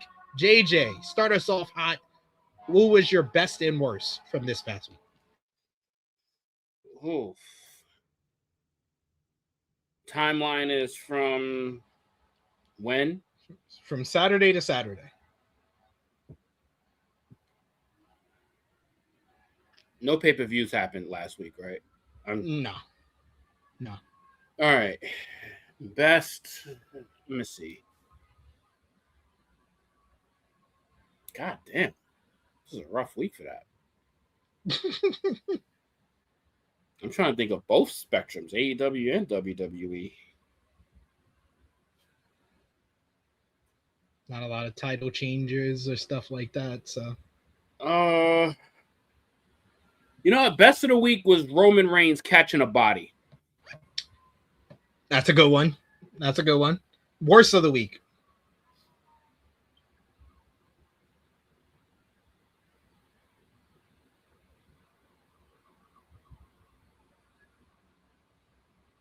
I'll go. Worst of the okay. Otis for you. Worst of the week for me is WWE for the SummerSlam ticket sales. Best of I agree with that actually. Best of the week, me and JJ for WWE AAA going head to head with All Out in Chicago, because that made our day. Oh, that was fantastic. That was fantastic. But oh my god. Moment Moment of the week. The moment that has been repeatedly going off in my head over the past week has been Darby Allin's head bouncing off the ring post. But I will go with a nice one. I'll go with Hangman Page returning. But AEW, when one of your biggest stars returns, you might want to mention it on Dynamite, you nimcompoops.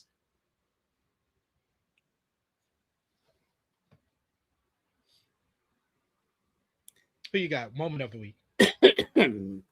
Moment of the week is seeing a giant silhouette, seeing the numbers 8-3 in the background, baby. Because we about to find out about a bunch of people and seeing if they are SAWFTs. So... And now we got matches of the week. I got 10 this week, but I also got 5 honorable mentions. Yes. Got Mini Vikingo, Cartwheel, and Dragon from AAA on Fox. Vanity Project versus DVD and Legacy from NXT. Andrade versus Doyle from Dynamite. IC title gauntlet from Raw. Tessa Rosa and Johnny Robbie versus Team Persephone from CMLL last night. Now we got the 10. Number 10, Death Riders versus Top Flight versus Commander versus AR Fox from Collision last Saturday.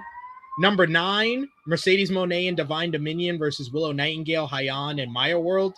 Number 8, Neon versus Yutani from CMLL on Tuesday.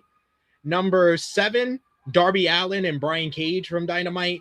6, Zack Sabre Jr. versus Shota Umino from the G1 Climax 36 Night 1. 5, Callum Newman versus Yuya Uemura from G1 Climax 36 Night 1. Number 4, Mark Davis versus Speedball Mike Bailey from Collision. Number 3, Hiroki Goto versus Yota Tsuji from this morning's G1 show. Number 2, Kyle Fletcher versus Commander from Dynamite. And number 1, Yota Tsuji and Konosuke Takeshita from G1 Night 1. Matches of the week. Yeah, that's a long list. That's why I only got 3. Because this was not a top week. Not the best week. I'm gonna go with the 6 women AEW tag match on Dynamite. Mm-hmm. I'm gonna go Raw Gauntlet number 2. And number 1, Kyle Fletcher and Commander. Good shout there. And finally, we're going to close off the show. Rapid fire predictions for a WWE Saturday night's main event, JJ. Who you got? Champion versus champion. Roman Reigns versus Jalen Brunson. Who you got, JJ? No contest because they're not having a match. I think that Roman Reigns will acknowledge Jalen Brunson as his tribal chief. Great. There we go. Then we got Bayley going one-on-one with Lyra Valkyria. Who you got, JJ? Oh, poor Bayley. Lyra. I'm going with Bayley. Good. Because Good. WWE won't finish this feud with one match. So she'll win, and then Lyra will win the blow-off. Please, whatever. Then we got Danhausen going one-on-one with JD McDonough. God damn, this shit's gonna suck. Who you got, JJ? Danhausen, I guess. Yeah, I got Danhausen. I mean, like, seriously, who else is winning this matchup? It's got to be Danhausen. It's not like JD McDonough gonna fucking win this matchup. Then we got for the... What happened? I said not the good wrestler. No. For the WWE Women's Tag Team Championships, Fatal Influence challenging Paige and Brie Bella. Who you got, JJ?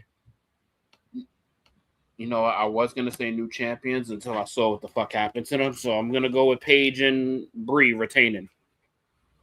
I'm going to go with the Fatal Influence winning here. But if I see Nikki Bella, yeah, JJ's right. Then finally, it's tag team action. CM Punk teaming with his SummerSlam opponent, Cody Rhodes, to verse Gunther and Sami Zayn. If Gunther and Sami Zayn win, they get entered into the SummerSlam world title match. Who you got? Well, too bad they're not winning, and Sami Zayn is there to eat a pin.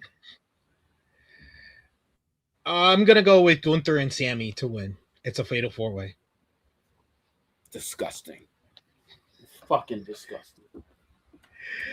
JJ, thank you as always for joining us twice in 1 month, 3 times this week. You are a real Iron Man, and we appreciate you as always for joining us on the flagship, sir. But we have made it to the end of another edition of the flagship podcast. Y'all know what time it is. It is time to give our outros. JJ, let the people know where they can follow you on social media and when they'll see you again.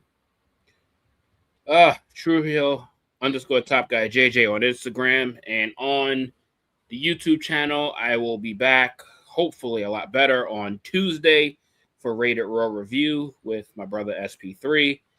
And I am done with July for Tru Heel Heat. I have made both my appearances.